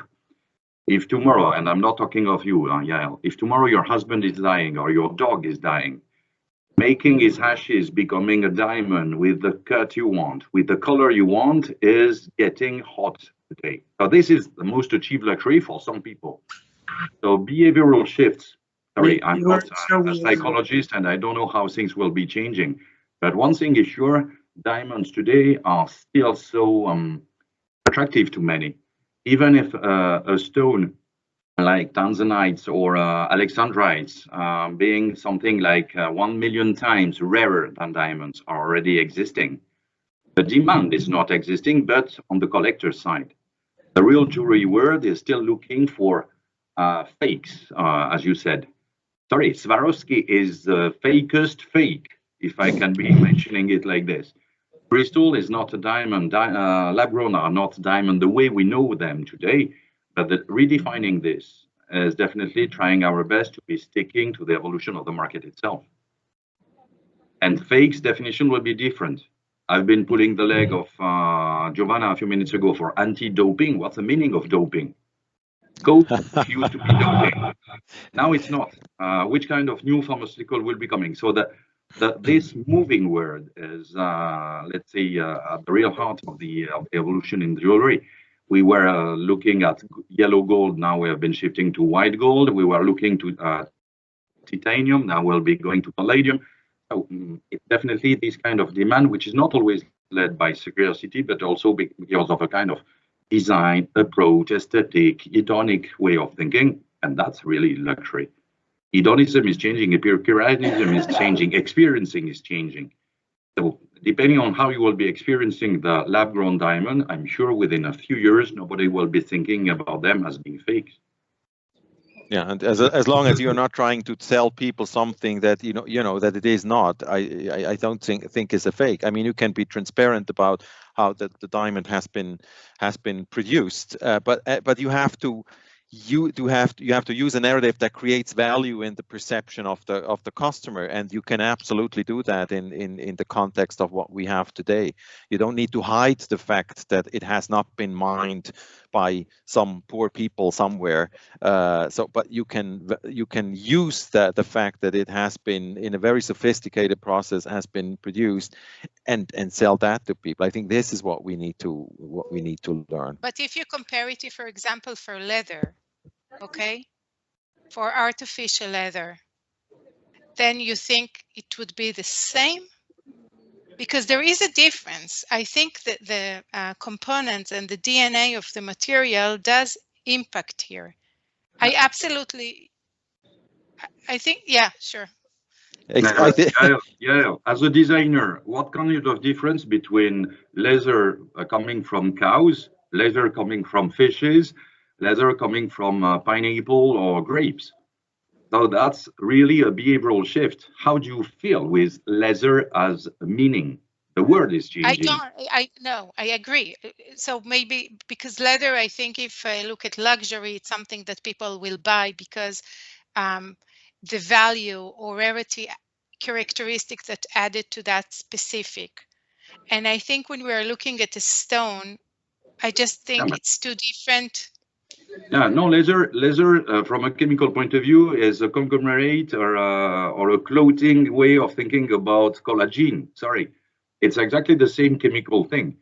Same for diamonds. So you said, okay, so you said that, so where counterfeit is coming in, if at all, because they're all the time talking about luxury being faked and luxury being copied, and here we are like changing the discussion. No. It's really a matter of definition. A fake is supposed to be existing when you're selling something looking like, without mentioning, so that you could be cheating somewhere consumers. if they stick to this evolution, if they accept the new definition of diamonds, then there's no counterfeit. There's a new market, that's it. Okay. Our next paper is about this. Very good. Maybe, you know, just as a closing word, maybe I'll, I think designers are also very, very important in that equation. You know, how does the perception of the designer, whether something is of the same value, that is not a natural product, that is included or attached to a product, how that does this influence the perceived luxuriousness of the product in the market? I mean, you were talking about the brand, but what about bringing the sustainability, the ethical aspect in there? And I told you, because Ivan wasn't here, but this is exactly like the choices that we make, the you know, the print that we're making into the world.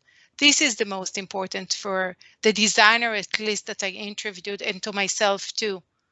It's the choice not to work for a mass production companies, choice for working for something that is visible and ethical. It's, for me as a designer, and also the way I teach is very important. And I think that is absolutely changing. And I think when Ivan said that the mass production of luxury became, you know, the old luxury that we were defining is something that hopefully will disappear, because I think it's not going to be ethical anymore to value those traditional characteristic as luxury, because luxury is how we take care of the future, is how we take care of the future generation, and how we take care of our own earth. Absolutely. I'm so wait. Yeah. Well, if you focus on CSR like this, don't come with me and visit some mines in Africa. Then I'm sure you will be running for lab-grown diamonds. Definitely. So thank you very much. Thank you very much for you. You see, you sparked a discussion that could probably go on for hours. I think we need to have our own conference at one point. So thank you very much, Shubham and Laurent for your presentation. And now one thing we should do is if it is something which is hot for everyone, then why don't we organize a full session for 1 hour, 2 hours with some of the lab-grown manufacturing companies? That's the reason why they have been selecting this topic. I've been inviting some of the industrial people for that, and we make it with your point of views. And the more the discussion, even if it is to be lasting 6 hours during an amphi, we don't care. Absolutely. Let's I think keep we that in should mind. come to Israel to do it. We can do it physically here. Yeah, but you don't want to come to the French Riviera, so don't give me a shit. It's the problem with the vaccination. I have to get the AstraZeneca now because I can't take. Yeah, we'll find a way. Either way, we'll be fine. Yeah. For me, Riviera or Israel is okay. Wonderful. Or Switzerland. We have lab-grown diamonds in Switzerland as well, by the way. That's so you see, we have to do it 3 times, the whole thing. So we make it a series of workshops. So thank you very much. Thank you. Before I turn disconnected, did you get my suggestion within the chat? Because now I can't be chatting anymore. No, so I was just expecting you to be sending us some of your hair in order to be making your own lab-grown diamond out of it, because that would be so precious. I'm sure everybody will be dying to buy one. Thank you very much. With that, that is the final word to this topic. I feel very sorry for the last 2 presenters, Matthias Piet and Yves Baumann. I have to ask Yves Baumann if he's still with us, because I know that he should be in a session. And I think he is here. Yes, I'm here. Are you in a rush? Should we take your presentation first, if that's okay with Matthias, or is that okay now if we proceed with? I can wait till Matthias is over. So okay, it's okay, I guess. Then I suggest we go on with the connoisseurship consumption and market evolution in the case of the Swiss mechanical watch industry, and very happy to have Matthias Piet here, who has done his research. So you should be smiling much more. By now he knows that it's not a very serious business here. So welcome, Matthias Piet, and the stage is yours. Thank you. I will quickly share my presentation. I hope you can all see it now. Is it full screen? Not yet. Not yet. There you go. Now it is perfect. All right. Well, welcome to my presentation about the abstract that I wrote with Dr. Duma and myself about connoisseurship consumption and market evolution, and this in the case of the Swiss mechanical watch industry and the emergence of new luxury watch brands. We're going to quickly look at an introduction and problem definition, my research questions, the methodology of how we did the research, our findings, conclusions, and towards the end, some limitations and ideas for further research on this topic.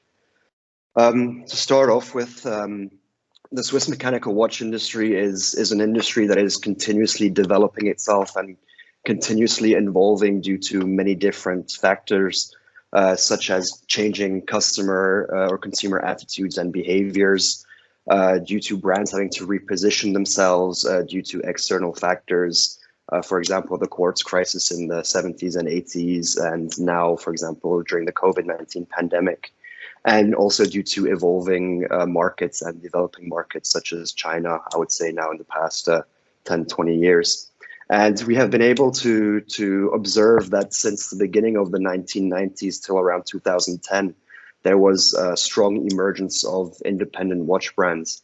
And although these watch brands account for only a small niche in the industry, and they account for very little turnover in the industry, we could argue that the importance of these watch brands may go beyond pure sales figures, and that they challenge the wider watch industry on an innovative and technical level.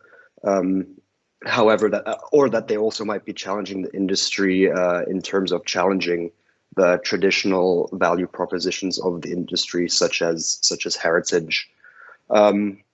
And although the trends and developments of the watch industry are largely reported on, we wanted to try and find out what connoisseurship consumption has for a role in market evolution in the industry. And we wanted to try and gain a broader understanding of what connoisseurs and connoisseurship consumption plays for a role in market evolution, and also to try and find some more reasons to why there was this emergence of independent watch brands in the 1990s. Our research objective was to find out why independent watch brands emerged starting in the 1990s, and how they successfully established themselves in a very competitive watch market in Switzerland. And the main research question I had was, how does the increasing prevalence of connoisseurship consumption affect the market for mechanical timepieces in general? And what role does it play in the emergence of independent watch brands? Furthermore, we wanted to find out what constitutes to a connoisseur, specifically in the mechanical watch industry, and what role they play in the industry and their habits and interactions with these independent watch brands, and to try and get a bit of a feel of their contributions to legitimizing these luxury watch brands. As there is not much research on connoisseurship consumption specifically in the watch industry, we had to rely on qualitative, explorative research methods. We were able to conduct 7 interviews with very knowledgeable connoisseurs, and also with some very knowledgeable company and industry representatives. Due to the COVID pandemic, most of the interviews had to be done in an online format, but we were able to conduct interviews in a semi-structured fashion, one-to-one, and the questions were guided by key themes and questions, and the interviews were then transcribed and coded and categorized to try and find out similar characteristics or patterns. So moving on to the findings, what constitutes to a watch connoisseur? There are lots of different definitions to what constitutes to a connoisseur, but through the interviews we were able to find out that a watch connoisseur is a person or an individual that has a very high knowledge of and understanding of the watch itself and of the watch industry. So they are able to evaluate the watch on a technical side. However, they also have a broad understanding of the brands and of the industry. They're able to conduct a lot of research into brands, into industry through different research mediums or contacts. And most importantly, they are able to look for real value in a brand past different value propositions such as heritage, and thus they're able to or in a position to validate brands to a broader consumer. We are also able to define watch connoisseurs into 4 categories, which kind of form a pyramid, with at the top being the experts connoisseur, who has the most level of knowledge about the industry and watches, followed by the aficionado connoisseur, and then maybe the enthusiast and fan. And these 4 levels are essential for the flow of information and for legitimization, as the expert connoisseur will then give the information to the aficionado, and this will filter down to the enthusiast, to the fan, and to the broader consumer.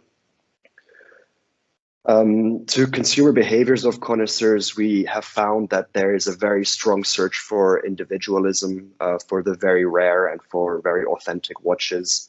Many connoisseurs are looking for alternatives and a shift away from companies who have waiting lists and who have a somewhat untruthful marketing strategy if it comes to heritage or authenticity.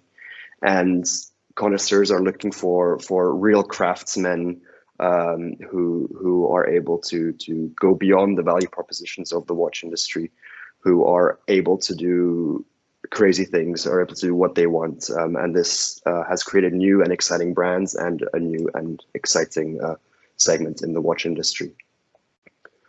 To connoisseurship consumption, we have been able to find out that connoisseurship consumption plays a very vital role in the emergence phase of mechanical watch brands, and that these connoisseurs are not necessarily consumers of these watch brands, but they're essential for spreading the information. They're essential for providing legitimacy to these watch brands.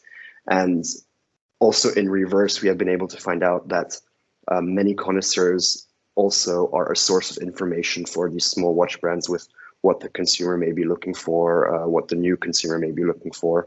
And they provide an alternative to the wider watch community from the mainstream brands, with artisanal products, with watches that are made with traditional craftsmanship, that are very individual, maybe bespoke, that are very rare and very qualitative. To conclude, as I meant, commercially, connoisseurship consumption has not had a major impact on the watch market as a whole.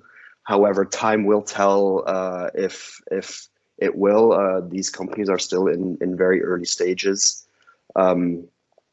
So time will tell if the importance will, or by challenging the value propositions of the industry, if this will have an effect on the broader watch industry and on the bigger brands, especially with the next generation, with Gen Z being a lot more critical to value propositions, to corporate social responsibility, to sustainability, if this will have an effect on the wider watch industry.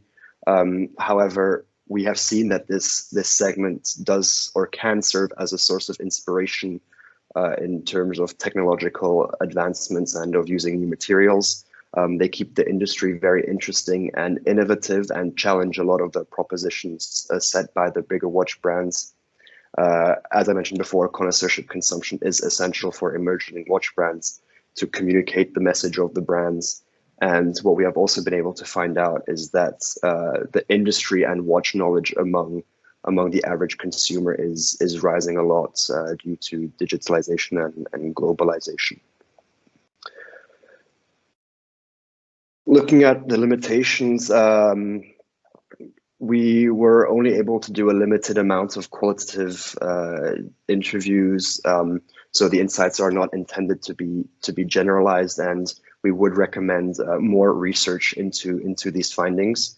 and to find out what the role of the connoisseurs are when brands start to mature.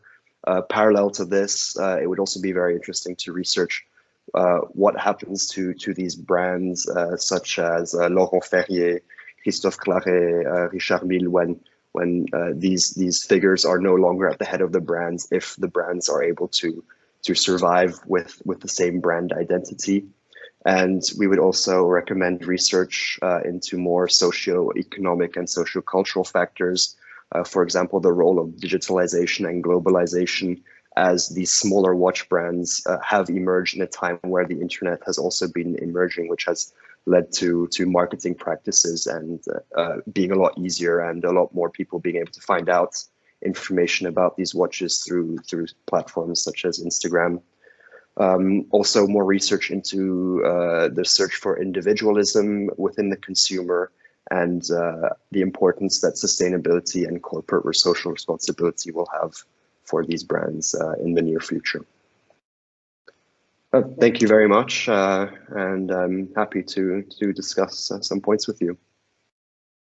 Thank you very much, Matthias Piet, for this presentation. Punctual as a Swiss watch, like 9 seconds off the time limit. And I want to say, just to start with, that Matthias Piet is himself, very much embedded into that Swiss luxury watch ecosystem, and this I felt this also when reading his work. So I think this also added more value to the study than that is kind of mirrored by the rather limited data that went into it from if we're just counting the interviews. But I think it was very interesting to read about the significance of connoisseurs, who those connoisseurs are, and what that means if you have all of a sudden, if you have consumers who have a very, very deep knowledge of your product, of the brands, of the competitive situation, even from the mechanics to the history. So then it gets really hard to just to dabble on the surface of what is luxury, what is the next big thing, and so on. And I think this is something that he has been addressing with this study. But I would like to open it up for your comments and your thoughts. Not sure whether Ivan is still with us. Yeah, he is. Yeah, still. No worry. As long as my phone is okay with where I am in France now, it's definitely pathetic in terms of cover, let's say. No, my one and only reaction with this is when you have been mentioning one of your questions, what will happen when let's say the founders of these niche brands and so on will be dying? Number one answer would be something like, okay, when Tom Ford and Domenico De Sole were saying they would be giving up from Gucci, we had the same question. Gucci will die if they are to be living. Sorry, 458% over consolidation on the stock exchange during that specific year when the question were raised up. And then linking it to the first presentation we had, when you're talking about Richard Mille, we are, let's say, much more than friends. He's even heading my program at Schema in terms of strategic decision. Richard is maybe the first one to have been thinking about involving the B2B activities when talking about the brand itself. So nobody before him might have been hearing about Renault Papi just because of the name. Nobody is knowing what it is. Sorry, they are the best. They are the Formula One engineering companies, and he is able to be refusing 80% of the production he's getting from them. So it's maybe a branding tool. I'm refusing the best things. I'm having a better quality analysis than anybody else. But he has been bridging everything there. So the B2B, the partner, the subcontractors, the outsourcing companies are part of his game. So even if he is to retire or to die, I'm not sure Renault Papi plus Richard Mille plus will be leading to maybe a new Richard Mille style, some crazier mimetic people, and some maniacs, because to me, Richard Mille connoisseurs are all of them maniacs. They should be going to the psychiatrist, but throughout a long life, this is very expensive. And in fact, in this case, with such highs, a Richard Mille watch is definitely cheap, if you get my point. You're curing yourself when you're buying such a brand. Thank you very much, Ivan, for it. And I think you're absolutely right about about your comment referring to the future of these brands when these big figures are going are leaving. Obviously, then it depends on what is being done afterwards. What I was also thinking again, also linking to the first presentation of ecosystems, that the connoisseurs in this case are very much part of they are not at the center of the ecosystem, but that they are can be one deciding part of the ecosystem that the company needs to build to grow and to survive in the long run. Because you have mentioned that they are as much a source of information as they can be promoters to the outside, or maybe even facilitators to bring others in who might be interested in such a product that it has not been proven on the market. Because from the conversations I have had with founders in this field is that you don't have a need. It's not that anyone is waiting for the next watch to wear on their wrist, but they are fascinated by the crazy stuff that people come up with, and they are even prepared to pay hundreds of thousands of dollars or even millions for these things. But you need to create this platform of crazy people, of maniacs who buy into the story and even finance it. In one case, it's they pre-finance it even before they know whether it's going to work. But this is the whole fun of that thing. So you're not paying money for a fancy polished story, but to be part of something that is evolving. I think this is, and for that could be another, maybe, I don't know whether that is included in the type of connoisseurs, but this could also be something, these maniacs that want to feel alive by being part of something that's really challenging everything else that has been made out there. Ivan, you wanted to say something? You're still raising your hand. I think I've been finding the good example or comparison in order to make you feeling or understanding what I want to clear. Knowing the fact most of you have been staying or living in Switzerland, this question should be something for all the brands which have been keeping on for so long using ETA. You get what I mean? ETA has been relevant, meaningful. ETA is not. Now we need to be shifting to models, new mechanism, and so on. And today, Renaud Papy, who knows Renaud Papy? So when you are talking about connoisseurs, which kind of knowledge, which kind of depth of the knowledge are you able to be having in terms of cognitive response theory? For how long have you been taught in order to be becoming a connoisseur? And which level needs a brand to be staying as if the brand was strong enough in order to keep on teaching to someone who was already knowing quite a lot. So this is a dynamic evolution of the connoisseur and a dynamic evolution of the knowledge on both sides. The brands when branding and the connoisseurs when buying or willing to buy. Thank you and for don't this. forget, Matthias, don't forget, I know you're young. Frustration is also the key on the consumer side. Yeah. Can be another exactly. Can be another driver.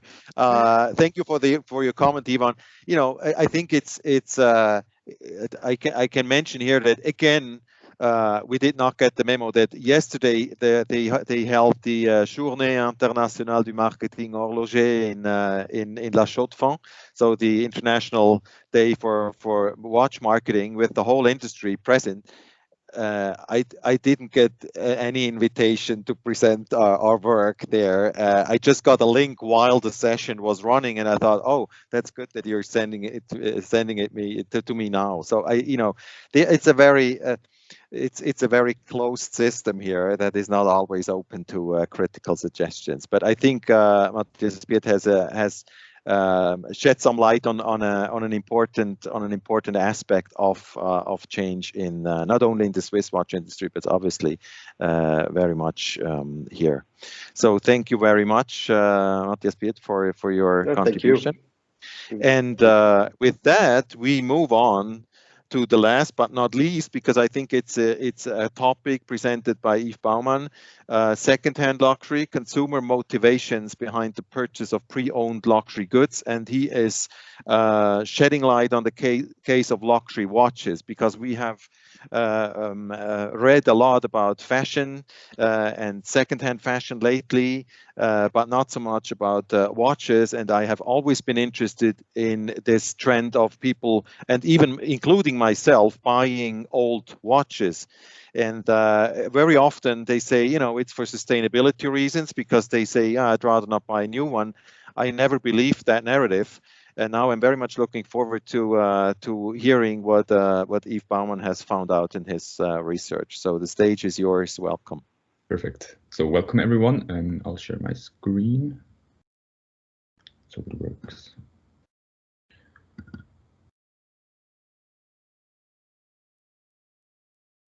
You can't see it yet. It's loading. Now. Yes, now we can see it. So you see the full screen? Yes. Okay, perfect. So yes, welcome everyone. My name is Yves, and I worked on this study with Dr. Fabio Duma on like the second-hand luxury in the case of luxury watches. So this is the agenda for today. First, like the problem definition, the problem identified, then the research question, the methodology, the findings, then the conclusion and the discussion, and then the limitations. So let's get right into it. So the market for pre-owned luxury watches is booming, and according to a study conducted by Deloitte, industry insiders predict that in the next 5 years, luxury watch buyers will emphasize and enjoy lower prices and also greater access to highly coveted timepieces. So they are expected to turn their backs on traditional large retailers. At first, the term pre-owned wasn't that much liked by big companies. So, for example, established companies like LVMH and Richemont avoided this gray market because it was believed that participation would influence brand integrity negatively. But nevertheless, today it has been proven that this is wrong, and companies like Bucherer, a big retailer here in Switzerland, joined the pre-owned luxury watch hype. So there is clearly demand for pre-owned luxury watches. But the question is, what actually drives the acquisition of these goods, and why has this market become so popular? So overall, it has, of course, practical and theoretical relevance. And when I conducted the literature review, I saw that luxury watches weren't mentioned at all. So as we can see here on this table, all these factors were connected to clothing and fashion, and just in general luxury goods, so nothing specific about luxury watches. So when we look at the research question and the research objective, the goal of this thesis was to analyze the growing market for pre-owned luxury watches and to determine what motivates consumers to purchase pre-owned luxury watches. So I came up with these two research questions: what motivates consumers to acquire pre-owned luxury watches, and what are the main drivers of the growing popularity. When we look at the methodology, I applied an exploratory qualitative study. I conducted semi-structured interviews with 5 industry experts from Switzerland and Germany. And you can see like the criterion here in this table down below. And I also conducted a qualitative survey with 22 respondents, with open questions. And it was at first a little bit difficult to distribute the survey, I have to say, and find like buyers of pre-owned luxury watches. So I contacted the Instagram account at Watches and Lifestyle. This is an account that focuses on luxury watches, and I hope that the owner could maybe share this link on his Instagram stories. And he was very kind and did this for me. And then he put it in his story 5 or 6 times, and then I got 22 responses. So let's get to the interesting parts, the findings. When we look at the first research question, the motivations, I identified 5 main categories and in total 12 motivations.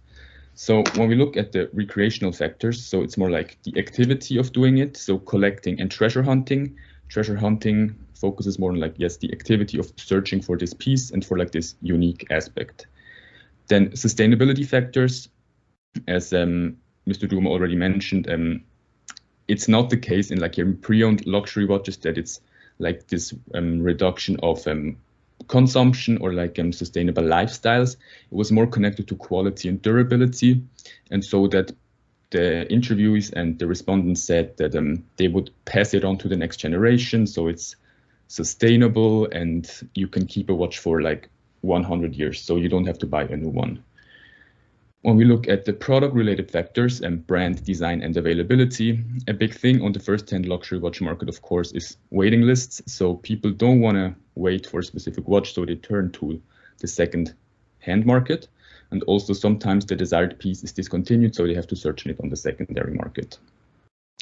Then the social factors, need for social acceptance, standing out from the crowd and social understatement. Yeah, people want to belong to a certain social class, so they acquire a certain piece of watch they can only find on the secondary market. This was especially applied to the newly rich class, because they want to belong to this like upper class, but then still they didn't have the money at that time where these watches were in, so they consult the secondary market to like get this feeling of belonging to this class. Then, of course, standing out from the crowd, people want to differentiate themselves from the masses and therefore consult special timepieces that, yes, have maybe been discontinued and have like a special feel to them. And then social understatement. This is also more applicable to wealthy individuals, because once you are in this like top upper class, the 1%, you maybe don't want to have the same things as everyone else has, and so you only want the elite, yeah, let's say the elite, to know what kind of watch you have. And then the economic factors, lower price and investment, the most obvious ones, people enjoy lower prices, and people started to realize also this investment value that luxury watches bring. As you can see here, collecting, treasure hunting, standing up from the crowd, and design is within this domain of pursuit of uniqueness. So it was mentioned quite a lot that the recreational factors were connected to finding uniqueness within these activities and also within design. So people wanted to look for a very unique design that sets themselves apart, and also standing up from the crowd, people want to own something very unique. They have this need for uniqueness too that differentiates themselves from the crowd. When we look at the second research question, the main drivers behind the growing popularity of pre-owned luxury watches of the market, the four factors that were identified were the availability of luxury watches. So as already mentioned, waiting lists are a big thing. People don't really like the waiting list, so they turned to the secondary market, so they can buy their watch, yes, at a price premium maybe, but they can buy it right away. Then financial opportunities, some very coveted timepieces for investments may only be found on the secondary market. Then internet and e-commerce. Online platforms facilitated the purchase process, especially for people that don't live very close to big cities where like those big luxury watch shops are. So it helped them to attain such a very nice luxury watch. And then the presence of established companies. So once these well-known companies entered into this segment, people more started to trust this new market. So that's why it also grew. Then let's look at a short discussion and comparison between the findings and the literature. So overall, the economic factors, as already mentioned, were the most obvious ones. So they were mentioned quite a lot in the literature. Sustainability factors, it's a little deviation to some authors. And when we look at Turunen and Leipema, they discovered that secondhand luxury is driven by sustainable lifestyles.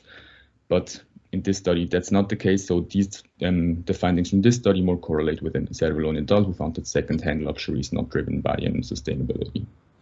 Then the social factors were also heavily covered in the literature already, and product-related factors were not mentioned that specifically as in regards to availability, design, and brand. And then recreational factors, treasure hunting and collecting, were also mentioned quite a lot. So, of course, these findings give some points that maybe have implications. So luxury watch retailers and brands should definitely think about adding pre-owned luxury watches to their assortment, as already have quite a lot have done.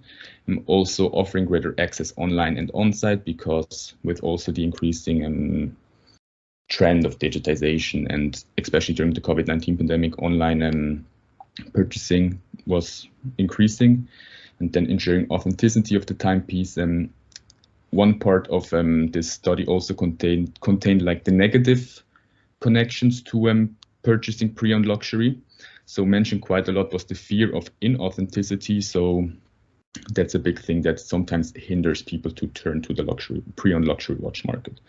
So ensuring that there's like again a certification label or an authenticity aspect would definitely help this. Let's look at the limitations. So of course, this subject is covered not that much in the literature, basically none now connected to luxury watches. Then of course it is limited to the geographical location and also to the nature and amount of data collected. So yeah, I had 5 interviews and then also the survey, so the sample size could be improved. Then also for further research, focus on different generations. Let's say if maybe one would focus on Generation Z or millennials, the sustainability aspect might be highlighted a little bit more. Also focus on different nationalities and cultures, maybe new motivations might emerge, and also expand on the motivations behind the purchase of vintage luxury watches, because I slightly touched upon it in this thesis, but expanding on it might add a lot new findings for this field. So yes, thank you very much for your attention, and if you have questions, I would happily answer them. Thank you very much, Yves, for your presentation and for shedding some light on the motivations for the acquisition of pre-owned luxury watches. I think my feeling was not. I mean, given that it's a study that has happened in a very limited context. But I think you said that what you found were pretty pragmatic reasons for people to buy pre-owned luxury watches. So either they can't get them new from the brands, or they don't want to wait for them, or they think they will get them at a lower price on the secondary market, and then or they're having fun hunting for treasures, for things of which they think that not everybody has, because they're maybe a little bit older, so not that they might get something that even has some patina and it looks a little bit different and is not just off the rack, so to speak. And but what I always heard, I don't find in your study that much, so that people say I'd rather buy the pre-owned watch because I don't want to buy a new one for any kind of sustainability reason. This is what I found interesting. Any other comments? Did you find that there was any particular interest if they knew the owner, or there was something to do with a specific owner, not only because the link between the watch and the owner who owned it? Mm-hmm. Sometimes we buy things because it's related to the person behind it. So did you had a chance to do that? Yeah, it was sometimes mentioned that people enjoyed the story behind the timepiece.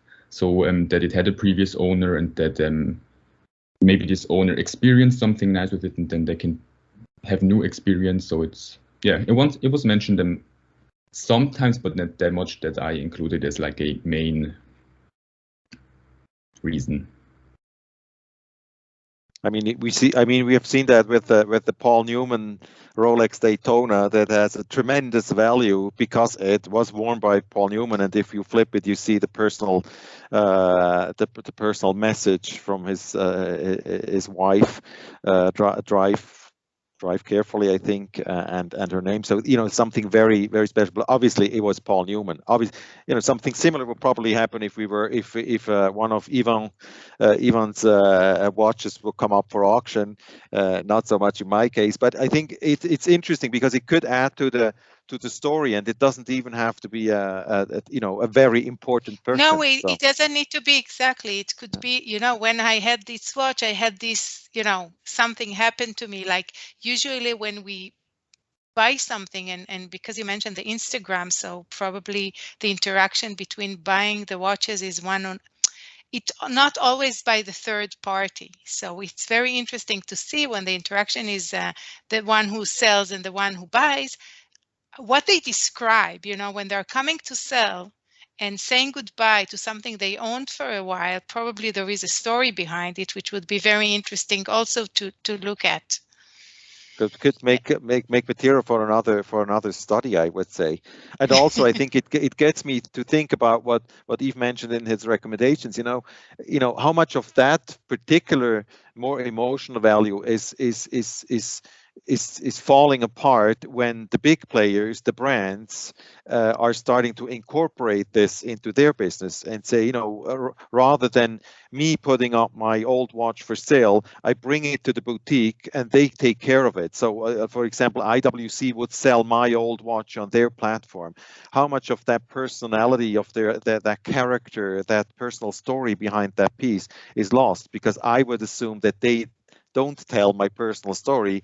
They sell it as a refurbished, pre-owned watch and certify it. You know, when it's more about authenticity than about a personal story behind the piece. And also to look the reasons for selling something. If it's only the money value or there is a hidden story, that a bad experience with something specific or was value to you, you know, someone who. So because your study is very nice, and also I would like to really praise you on the presentation itself. It was very clear and was very easy to follow, and I think we could all learn as much as experience as we have, and I got a little bit, you know, I learned a lot from your presentation, so thank you. The way you presented the slide, everything was very clear and nicely also in the visual way, not only speaking wise, which was great. But really to look into why do we get rid of stuff? Like why do we own something and then we decided that we want to sell it? And the way we say goodbye to these particular items, because all of us are definitely, we make the choice if to go to secondhand, if to send to, you know, to sell it online or just to leave it to the person who cleans our streets. So just saying goodbye to a product is also a very interesting story that I think we could. Interesting aspect. Thank you for mentioning that. I didn't even think about, you know, the other part of, you know, the person who lets go, and that's absolutely an interesting aspect. Thank you also for your compliment. I second that. So Yves Baumann, I've come to know him as a very down to earth, very clear, communicating guy. So, and this is very, very appreciated, especially in this context. So it made it very clear. Any so other? Yeah. So we will agree. No, I think we should write a paper about letting go of the item. If anyone here is interested, let's do it. I think it could be a very. You know how to reach us, so I would definitely be in on this. I think a very exciting topic. Thank you for bringing it up. Any other questions or comments or great ideas that we can follow up on, because we are really at the end of the session, and I'm not even sure whether Ivan is still with us, because I know that he has to travel to his next meeting. I think he's not here anymore. So just so you know, every other presentation was ended up half an hour before. Like you can get all the time for next year.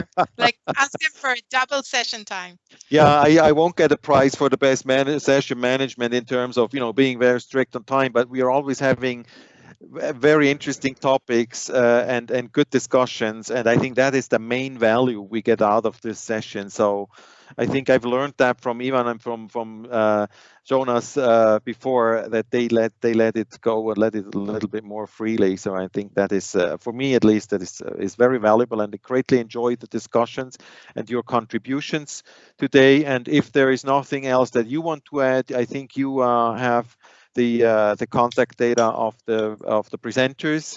We will keep in touch with regards to the questions that we have raised and maybe the new topics that came up that we can dive into together.